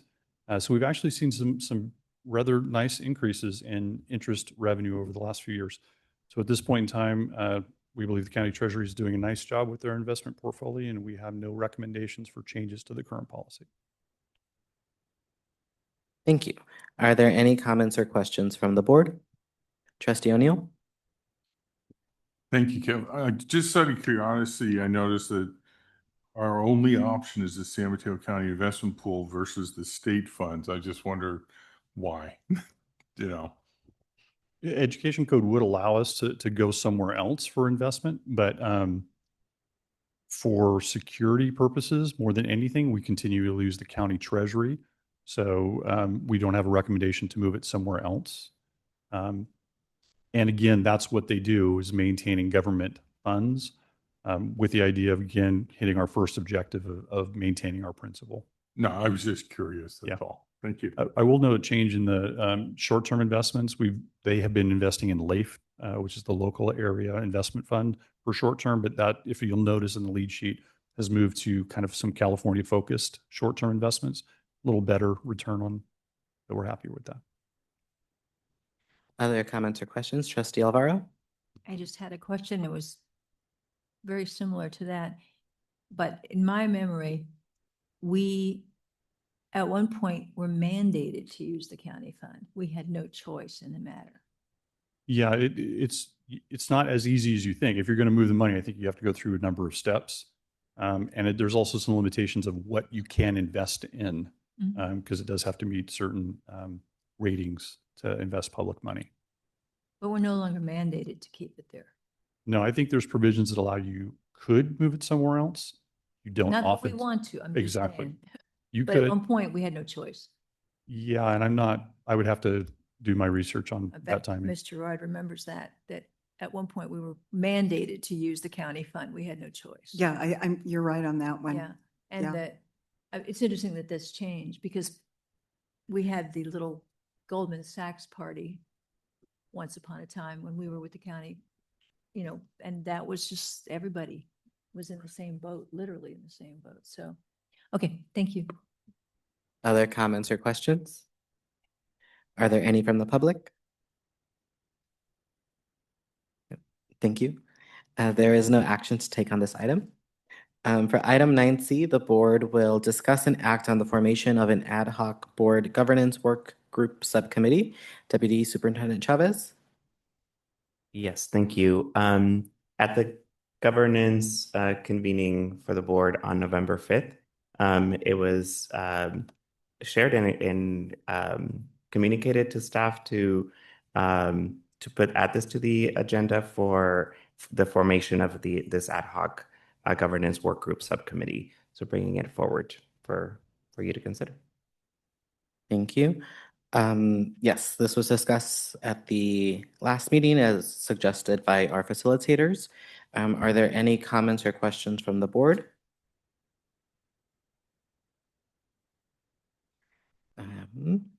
I will add that at the end of the workshop, my suggestion for the subcommittee would be myself, Trustee Gerard, and Trustee Love, given that Trustee Gerard and I were really able to push this work or this governance and retreat. So I would like to continue that work with her. And then my suggestion for Trustee Love was to also help us give the perspective from the county office side, given her experience there and her experience now as a board member. But those were just, my suggestions or preference. Trustee Bonini? Oh, I just wanted to comment that as board president, it's within your purview to make the appointments. But if I agree with that plan, but I just wanted to make sure that was clear. Yes, I just wanted to make sure that it was open to the board before moving forward. So are there any comments or questions from the board? Any from the public? None from the public. Thank you. Is there a motion to create an ad hoc board governance workshop subcommittee comprised of myself, Trustee Gerard, and Trustee Love? So moved. Is there a second? Second. Thank you. There is a motion to create an ad hoc board governance work group subcommittee comprised of myself, Trustee Gerard, and Trustee Love, made by Trustee Bonini and a second by Trustee Alvaro. Is there any further discussion? All those in favor say aye. Aye. All those opposed say no. The motion passes with a vote of 7-0, and the formation of an ad hoc board governance work group subcommittee comprised of myself, Trustee Gerard, and Trustee Love has been approved. For item 9D, Marco Chavez, Deputy Superintendent, Educational Services Division, will provide information regarding the board's organizational meeting date and time. Deputy Superintendent Chavez. Yes, this is just communication, and we learned that this will have to happen every year just to communicate to the public when the organization meeting is taking place. And for this year, the organization meeting will take place at the special board meeting on Monday, December 15th at 7 p.m. Well, the meeting will start at 7 p.m. Are there any comments or questions from the board? Are there any from the public? None. Thank you. There is no action to take on this item. For item 9E, is there a motion to approve resolution number 25-64, implementing board policy 9250 to compensate Edith Arias for her absence from the October 22nd, 2025 board meeting due to hardship? So move. Is there a second? Thank you. There is a motion to approve resolution number 25-64 made by Trustee Gerard and a second by Trustee Alvaro. Is there any further discussion? All those in favor say aye. Aye. Aye. All those opposed say no. Any abstentions? I abstain. Thank you. The motion passes with a vote of 6-0 and 1 abstaining, and resolution number 25-64 has been approved. For item 9F, is there a motion to approve resolution number 25-65, implementing board policy 9250 to compensate Susan Alvaro for her absence from the November 5th, 2025 board meeting due to illness? Thank you. Is there a second? Second. There is a motion to approve resolution number 25-65 made by Trustee Love and a second by Trustee Gerard. Is there any further discussion? All those in favor say aye. Aye. Aye. All those opposed say no. Any abstentions? I abstain. Thank you. The motion passes with a vote of 6-0 and 1 abstaining, and resolution number 25-65 has been approved. For item 9G, when an ad hoc subcommittee meets or a representative attends a meeting related to their given assignment, board members may choose to bring a report to the board at this time. Would any board members like to report out? Trustee Love? Thank you. I have two. On our advocacy subcommittee, I wanted to provide an update on our work on the funding initiative. So we shared information with Senator Becker's office. And in that report, we decided not to make a specific recommendation as to one of the 3 items in that report, and rather that maybe they move forward with legislation to study the different options, because maybe there are options that we aren't aware of. And it was clear that people could use more data before making a decision.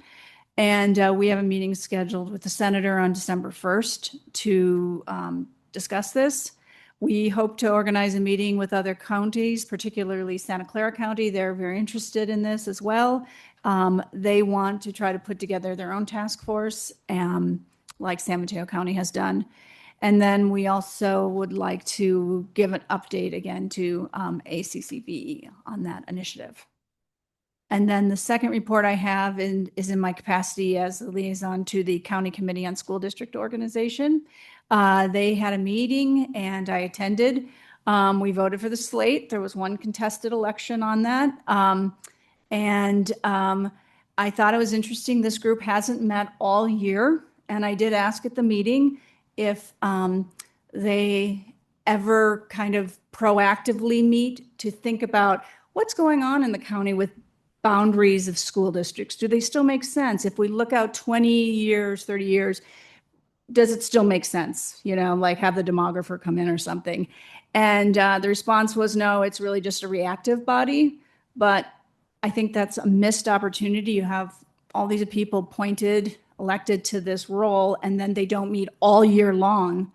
And they could be kind of doing some brainstorming and thinking and not necessarily having to take big action. So that was just one of my observations, but I was there and then I left.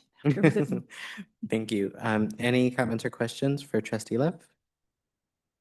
Any other report outs? Trustee Bonini? I am reporting out for the Gateway Subcommittee. I want the board to be aware that the Gateway Subcommittee convened meetings on November 12th and 13th and 18th. The reason that we convened the meetings were because we became aware of some information that seemed relevant to our committee work, which before I share the information, I'm just going to read the stanza from the resolution that formed our committee so that we're all on the same page as to what our purpose is and what we're doing.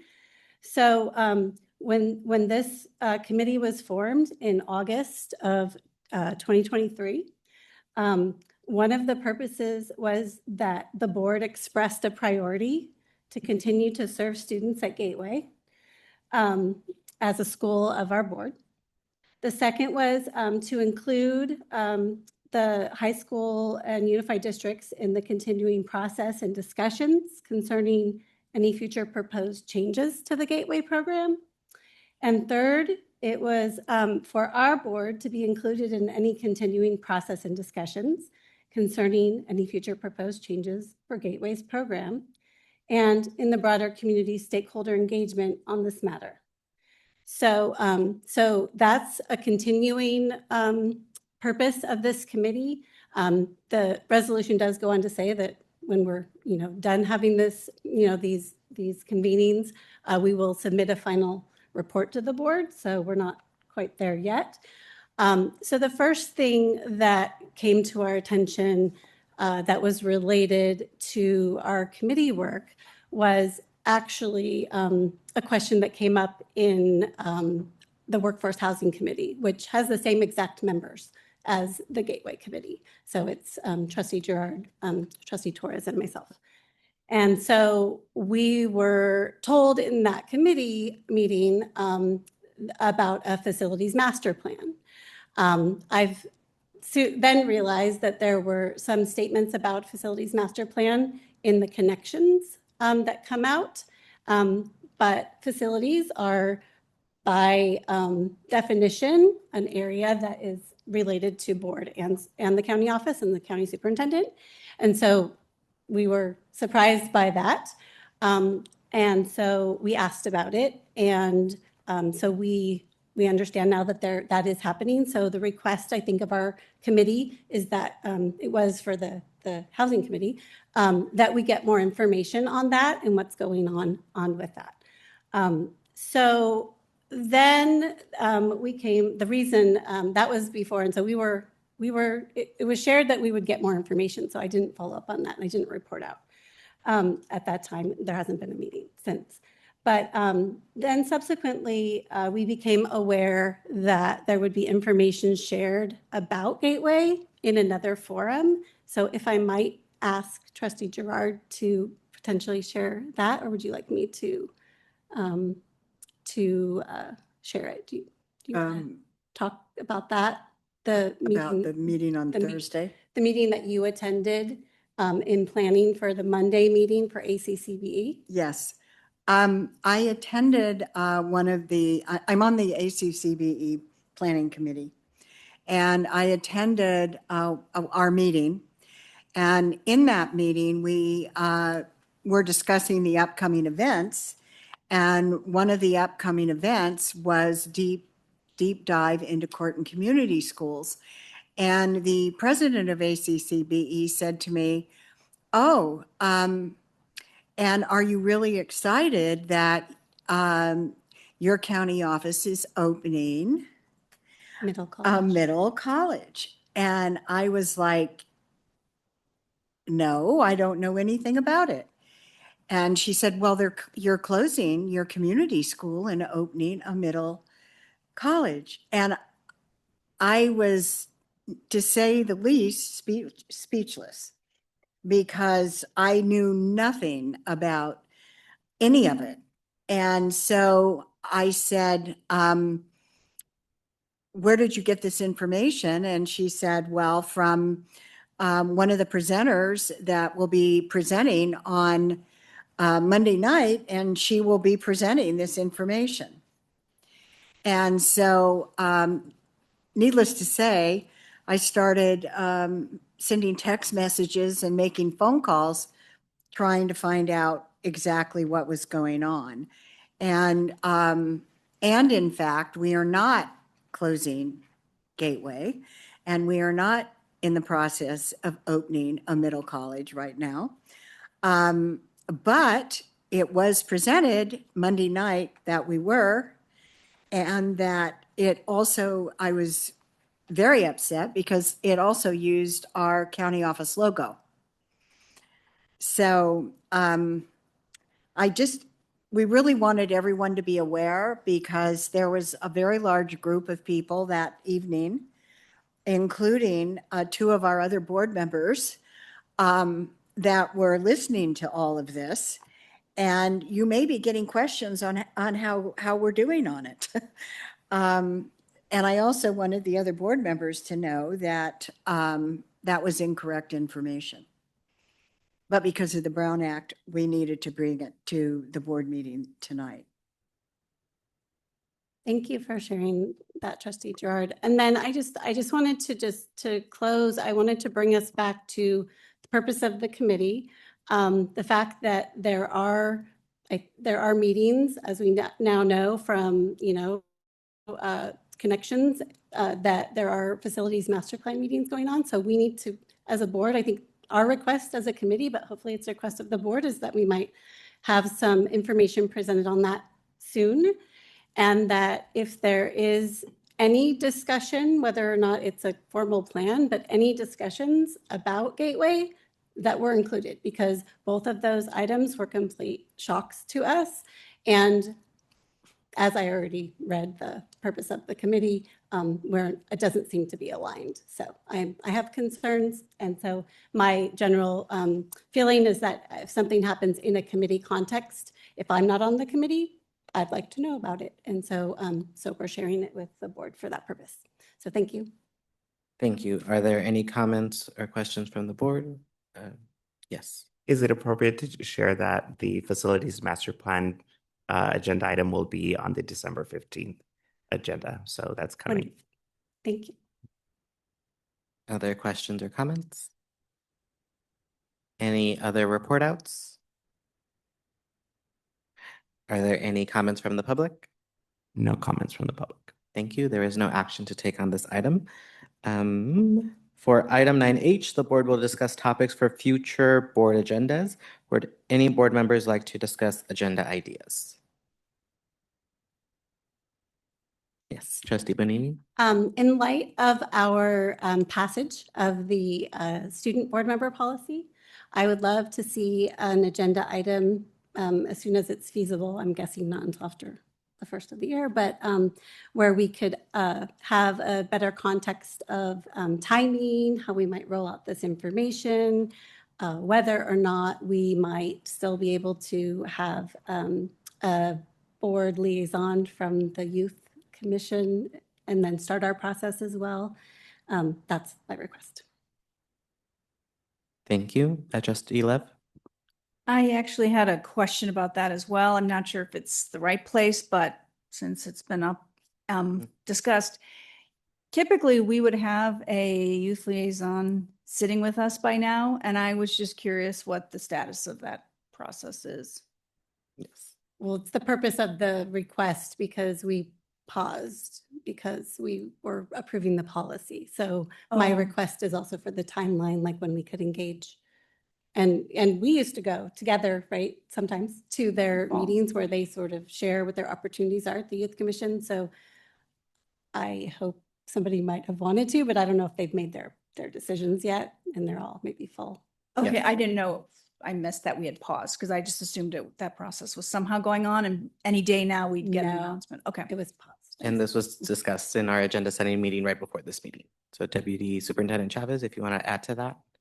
Yes, now that the policy has been adopted, I think developing a timeline both for communicating to our gateway students as well as to the commission, the youth commission, and obviously fleshing out the process for the board engagement in that.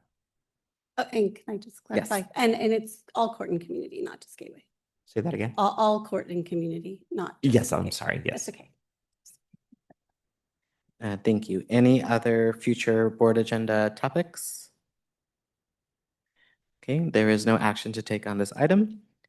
For item 9I, board members will comment. Trustee Alvaro. Thank you. I want to just start out by congratulating Anton. I remember when she first came on board and almost immediately got promoted for good reason. She just is an extraordinary person to work with, and I've seen her out in the community, going to events and showing up and taking pictures, and she's just always so engaged with what is happening. She's just an asset. So I was really wanting to congratulate her. On October 21st, and I didn't report this at the last meeting because it was late. But on October 21st, I had been invited. I went down to Pescadero to the school district to meet with Superintendent Michelle Ross had invited me to meet with the county design consultants from San Mateo County, not from us, and the business services director, Erica Hayes for La Honda Pescadero, and some people from CAL FIRE, because they're going through a design process, which is getting close to rolling out to the public. They're going to build a new CAL FIRE station, which is desperately needed down there. And they're building it on La Honda Pescadero Unified School District property. So it's going to be actually right on the same property as the high school and the district office, which is right behind the high school, middle school, I should say, because that's there now too. So that was pretty exciting. The old CAL FIRE station, anybody who's ever driven into Pescadero from Highway 1 has passed it. And it looks like an old funky garage where they keep the trucks, and that's what it is. But this new one is going to have what needs to happen down there, including like a lot of emergency generators and zero water, zero irrigation, landscaping that is also fireproof. And so I was pretty excited, and I was really glad to be down there and to be able to just ask a few questions about what they were doing. And then on the 30th, which was just last week, 2 weeks ago. I've lost track, sorry. You get sick and all of a sudden it's like, I don't know what day it is anymore. I was able to visit the early childhood programs, of which there are like 2 or 3, and also Gateway and Hillcrest. Dr. Jimenez was our host, and Trustee Benini and President Torres were there too. So it was nice to go around and see what was going on and talk to some of the students. The students at Gateway had made a wonderful Day of the Dead altar, remembrance altar, which is traditional for Day of the Dead, for lots of family. They also had some people up there from the arts, but they also had some friends, including a former classmate who has recently died. And the young man who was in charge of the altar took us over there to show us his work, and it was really nice to see that. So I was glad to be able to do that, and thank you to Dr. Jimenez for dragging us around and making sure we saw what we needed to see. And by the way, I should say, the new mural on the outside school wall, if you've been up to Hillcrest, you know that there's a big oval in the middle, which is where the athletic fields are. And then on the far side of the oval are where the units are, where the kids live. And then on this side of the oval is where the classrooms are. And so if you stand on the oval and you face the classrooms, there is a mural that is, 30, 40 feet long at least. It's the whole wall of the school. And it's amazing. It is just amazing. So I just wanted to mention that. Thank you. Trustee Arias? Well, I want to start, first of all, to say that I'm very thankful to be part of this board because on October 22nd, when I couldn't attend because of a family emergency, I have received support from our deputy superintendent, some board members, and it just feels that this is work that is not done just as someone who comes and is part of 107. But it just really felt like, our personal lives do so many times interfere with our commitments and what we want to do for others. And there's times when we need others to support us. So I want to start with that. Thank you very much. I also have that on November 5th, when we attended the board retreat, I felt really excited to the discussion of the possibilities that this board, can move forward to. A lot of the conferences that I attended, it was a constant, unity between board members, superintendent, the team. And I think today we heard from, the presentation and how important servant leadership is. So I also feel that continuing with those board retreats and more discussions that we can have outside, when we have these board meetings are very important. On November 14, I attended the SMCSB happy hour in San Mateo. So that was another opportunity to see. I felt that some of the discussions by being there were about school board members and the advocacy that they do around the county. And those are opportunities. So I really invite you that the next happy hour, maybe you can attend if possible, any of those, because those are the times when other discussions come up. Right? Then sometimes what's in the agenda, you can talk about other topics, but just hearing and listening from other school board members around San Mateo County, I just felt it was an important, even though it sounds happy hour, like you're just going there to, socialize, but part of the socialization, I think it was part of also having some conversations about what's happening around. So I appreciated that opportunity. And then November 17, ACCBE. I'm still the Corning Community Schools deep dive with the Youth Advisory Board panel. I just question myself, why can't we have that here? Can we have a panel of our Corning Community School students? I would really like to hear not just us visiting them, right, but inviting them somehow, engaging them. I took like 3 pages of notes, but some of the things that came up for me was the facilitator, Joe, said, an antidote to trauma is agency, options, and choice.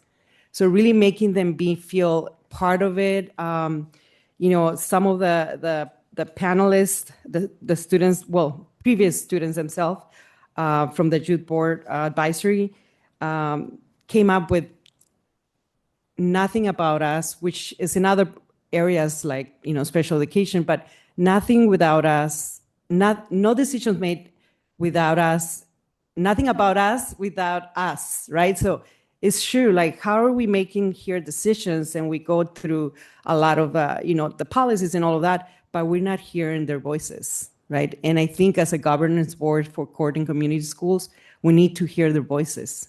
What do they need? Where they're at? Because like they said in many of their comments, it's not just the academics, it's also what they're going through in their lives and wanting to have mentorship and wanting to hear from what are the choices that they can have where they are, right? Is this a second opportunity? How do we support them? So I'm just very thankful for that presentation and proud to see that,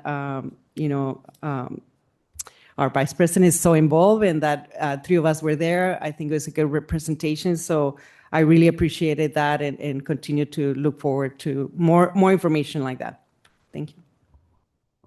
Thank you. Trustee Bonini?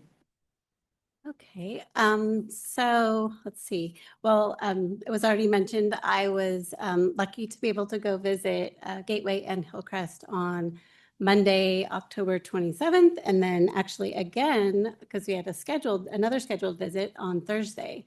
And so that was really great. There was already some, Trustee Alvaro shared some of the experiences and it was really nice. We got to hear from a couple of the students and talk to staff, and they were both really lovely visits. The other thing, let's see, I also attended the ACCBE meetings, the deep dive number 2 and 3. Those were, last couple of weeks, and they were both really informative. And as Trustee Arias mentioned, it was really impactful to hear from the students. And so that was great. Let's see.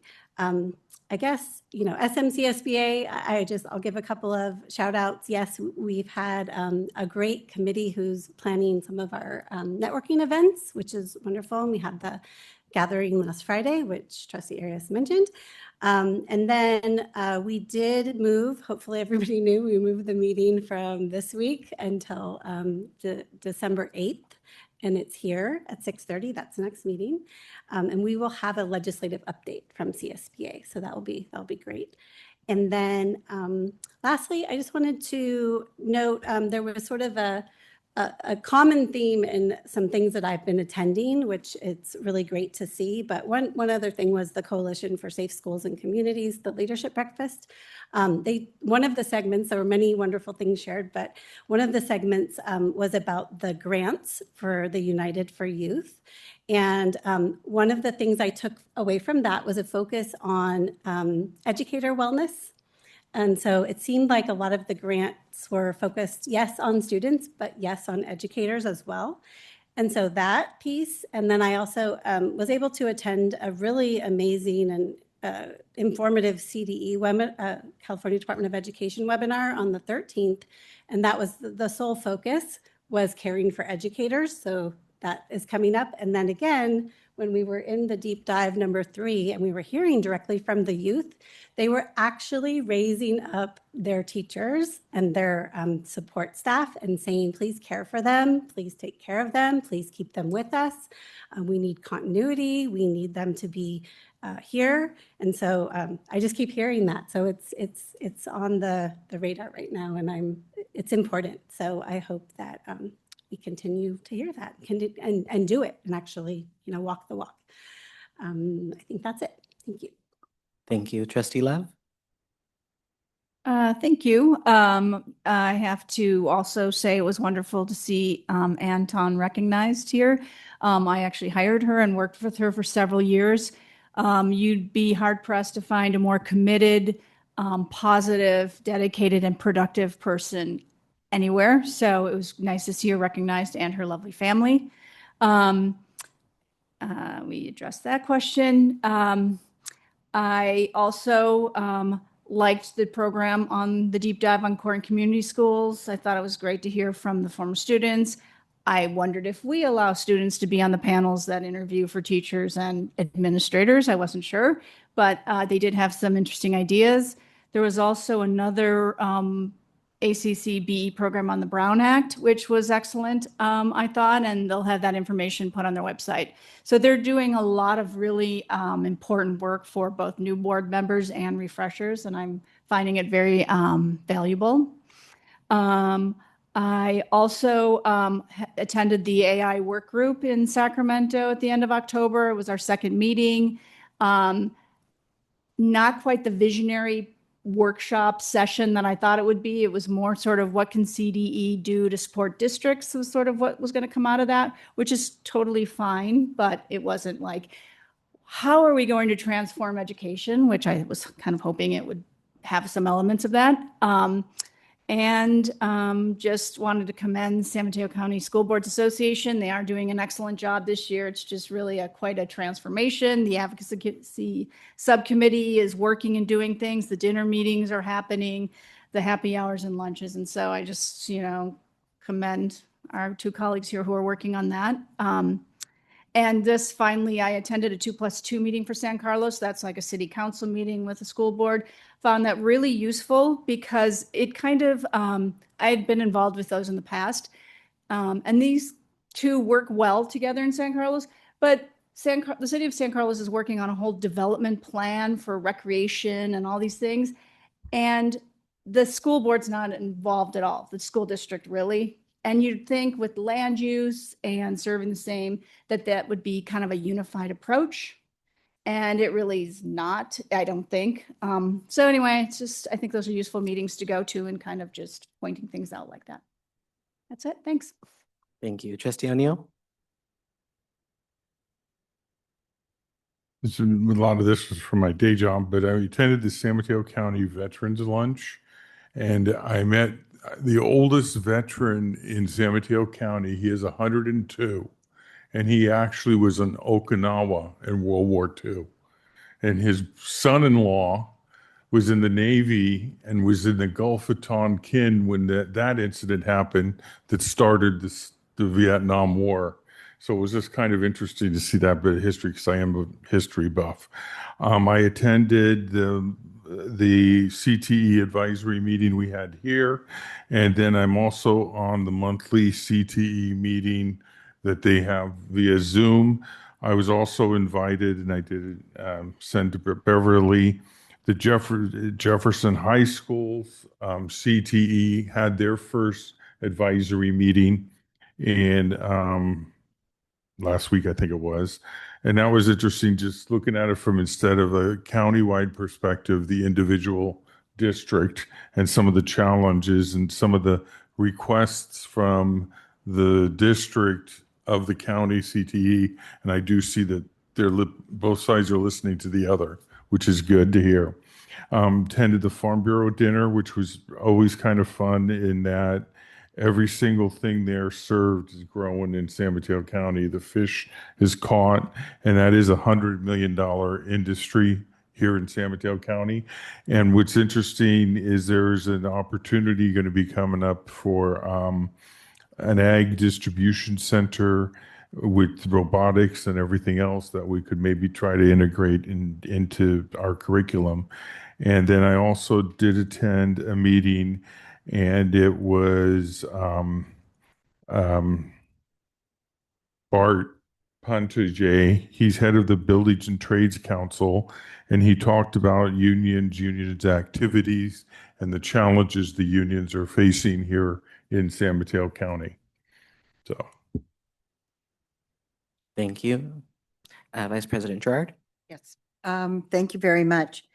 It's been a busy last few weeks, and I do want to comment on our board retreat that we had on the 5th. I was very pleased with our facilitators that we had, and we had Dr. David Patterson the last time, and he also participated this time, but also introduced us to Deborah Moss, who will more than likely be facilitating any further retreats we have. And I really thought that they really brought out a lot of things that were thought-provoking and things that we really need to think about as a well-functioning board. And I think that all of these retreats are so helpful and really open up lines of communication that I think are really, really important. So I just did want to say that. I also was able to tour Gateway and also Hillcrest on October 27th. And I have to also agree with Trustee Alvaro that mural is unbelievable. It is just beautiful, and they did it. And it's just, it's breathtaking. And they should be so proud. And where it is, I think, is perfect because everyone on that campus can see it. So it is very, very nice. Plus, it was a very good visit. And one of the things we did do at Gateway was we did talk to some of the students, and we said to them, what do you want? What can we do? What can we do to help you? And it was interesting because one of the things that a couple of the students brought up was they want access to apprenticeship programs that they can work with after school, learn a trade, and earn some money as well. And that goes a lot with CTE. And so we really want to look into that and push that. And there were 2 students in that class that already have their own businesses on the side, outside of school, which, they should really, really be proud. Really be proud. And we let them know they should. So. After you. Okay. So anyway, it was a great visit, and intermingling and talking to the students was the highlight of the whole thing, quite frankly. I also attended the safety breakfast, and that was very interesting, and especially the part about electric bicycles and the difference between those and actually a motorcycle, which a lot of people think are still the electric bicycles, and having been almost run down several times by one or the other, I was very interested in that presentation, what the difference is. And the shocking part was that the committee had visited several middle schools in our county and had taken pictures of these bikes parked. These are middle school students. And if it isn't an electric bicycle, you have to have a driver's license, and it has to be insured and registered. And over half of those bikes were not electric bicycles. They were the motorbikes. And so it was very eye-opening. And I would be willing to guess a lot of parents don't know the difference either. And they're buying their kids these that go up to 60 miles an hour, by the way. So it was scary to me. I thought it was very eye-opening. I also attended, well, as most of you know, I'm very, very active in ACCBE, and planning committee is one of the things I'm on.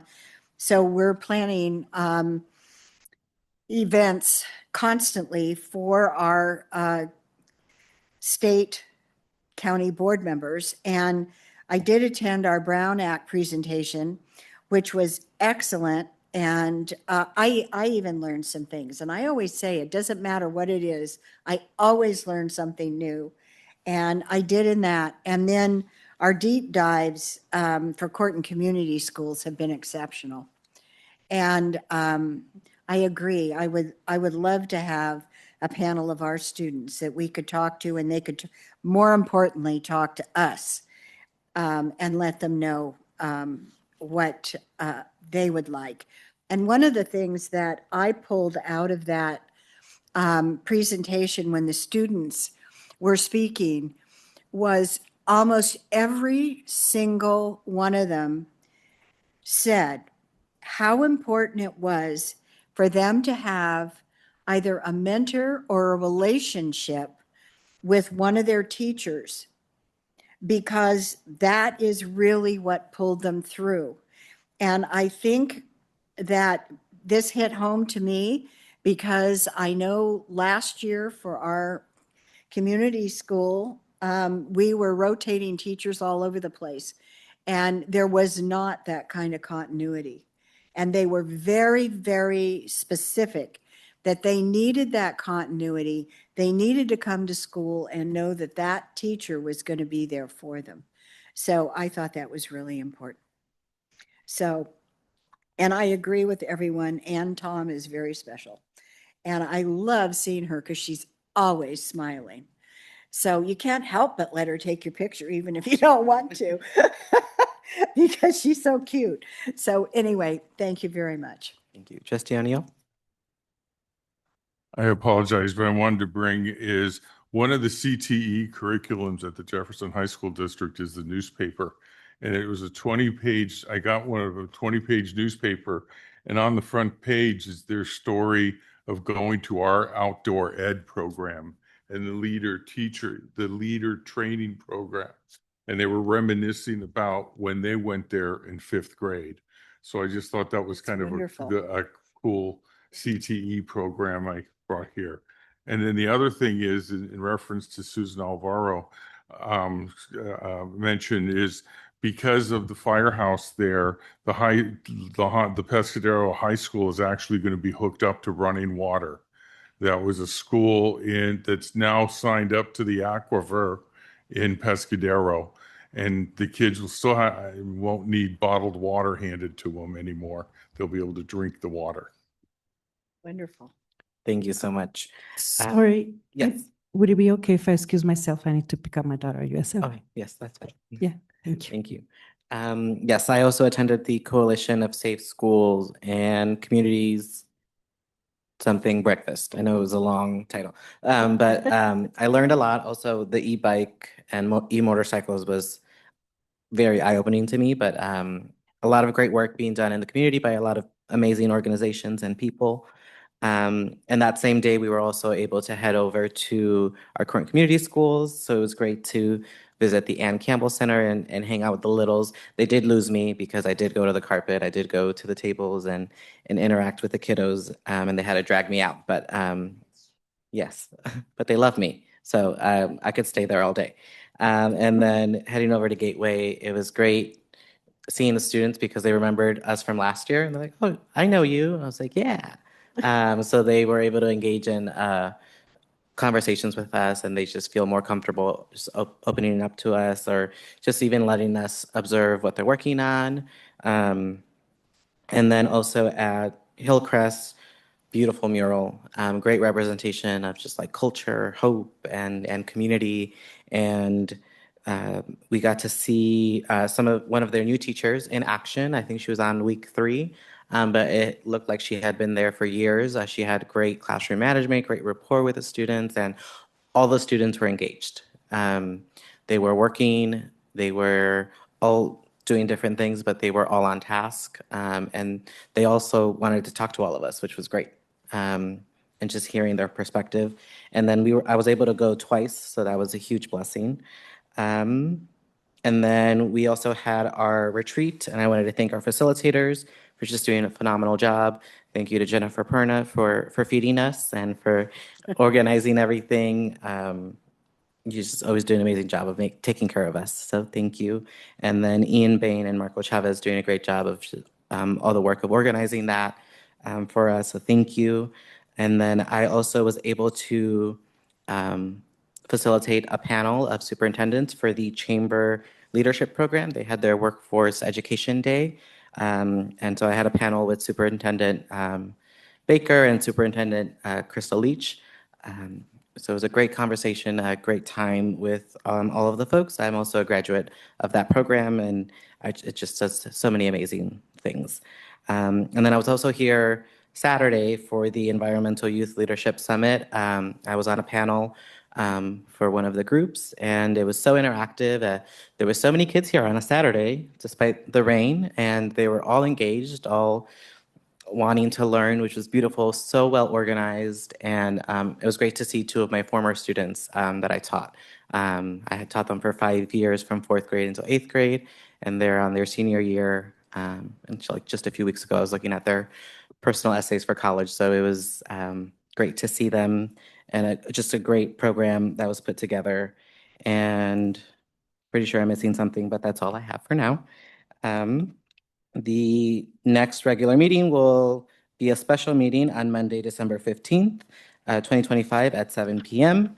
And then item 10 is the adjournment. The next meeting will be our special meeting that I just mentioned. So thank you.